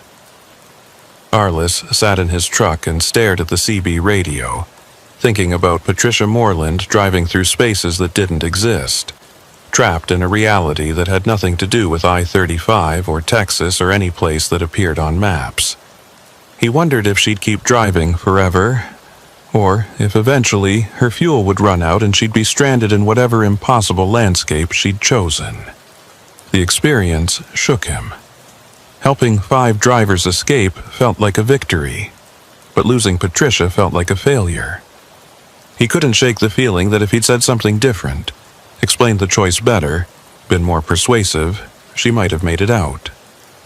"You can't save everyone," Iola told him when they debriefed later that week. "I learned that the hard way with Tom. Sometimes people make choices we can't control. Sometimes the boundaries take what they want, and there's nothing we can do about it." But Arliss kept trying anyway. Over the next year, he helped guide 17 more drivers out of boundary events. He became Iola's go-to resource for coordinating escapes, the voice on the CB that drivers learned to trust when reality stopped making sense. Nedra and Hoyt joined the effort too, creating a small team of guides who understood the boundaries better than anyone else. They saved most of the drivers they tried to help, but not all. 3 more vanished like Patricia, choosing wrong paths or waiting too long to make their escapes. Each loss weighed on Arliss, another name added to the list of people who'd been swallowed by spaces between realities. The boundary events kept increasing in frequency, just as Iola's data had predicted. By the end of the year, Arliss had personally experienced 4 more events, each one different from the last. Different sizes, different rules, different manifestations of whatever intelligence or force created these pockets of altered reality. He learned to navigate them by feel, by instinct, by trusting the wrongness that indicated where normal reality lay. He learned which sounds from his trailer meant danger and which were just harmless manifestations of the boundary space. He learned to read GPS glitches like a map, interpreting the patterns of signal loss and distortion to find the edges of events. But he never learned why. Why these events formed, what purpose they served, what intelligence, if any, guided them. Iola had theories, but no proof. The entities with blank faces appeared in every boundary event, always trying to get into trailers, always beckoning drivers toward rest areas that pulsed with sick light. But whether they were conscious beings or just phenomena shaped like beings remained a mystery. On a cold February night, almost 15 months after his first encounter, Arliss was driving through Oklahoma when he heard a CB transmission on Channel 7 that made him pull over immediately.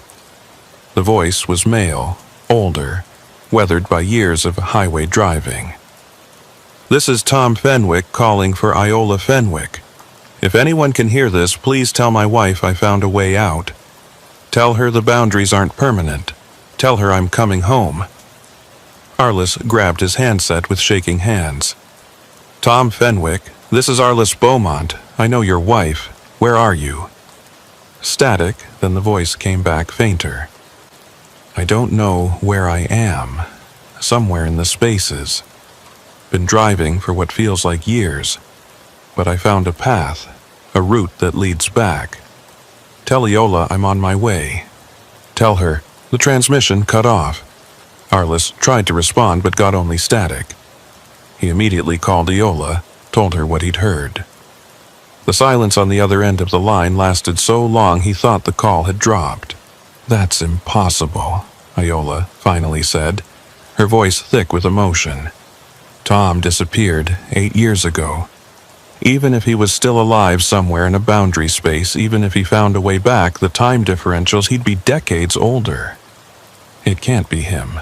It was him," Arliss insisted. "The voice, the way he spoke, he knew your name. He said he was coming home. Time doesn't work the same in the boundary spaces," Iola said quietly. "Maybe for him it's only been months instead of years.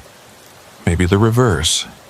Maybe he's been trapped for decades from his perspective. I don't know. But Arliss, if there's even a chance, I'll watch for him," Arliss promised. "I'll put out the word to the network. If Tom Fenwick shows up anywhere, we'll know." But weeks passed with no further transmissions.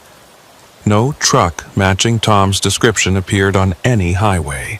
No GPS signals that could be traced to his vehicle. Just that one transmission.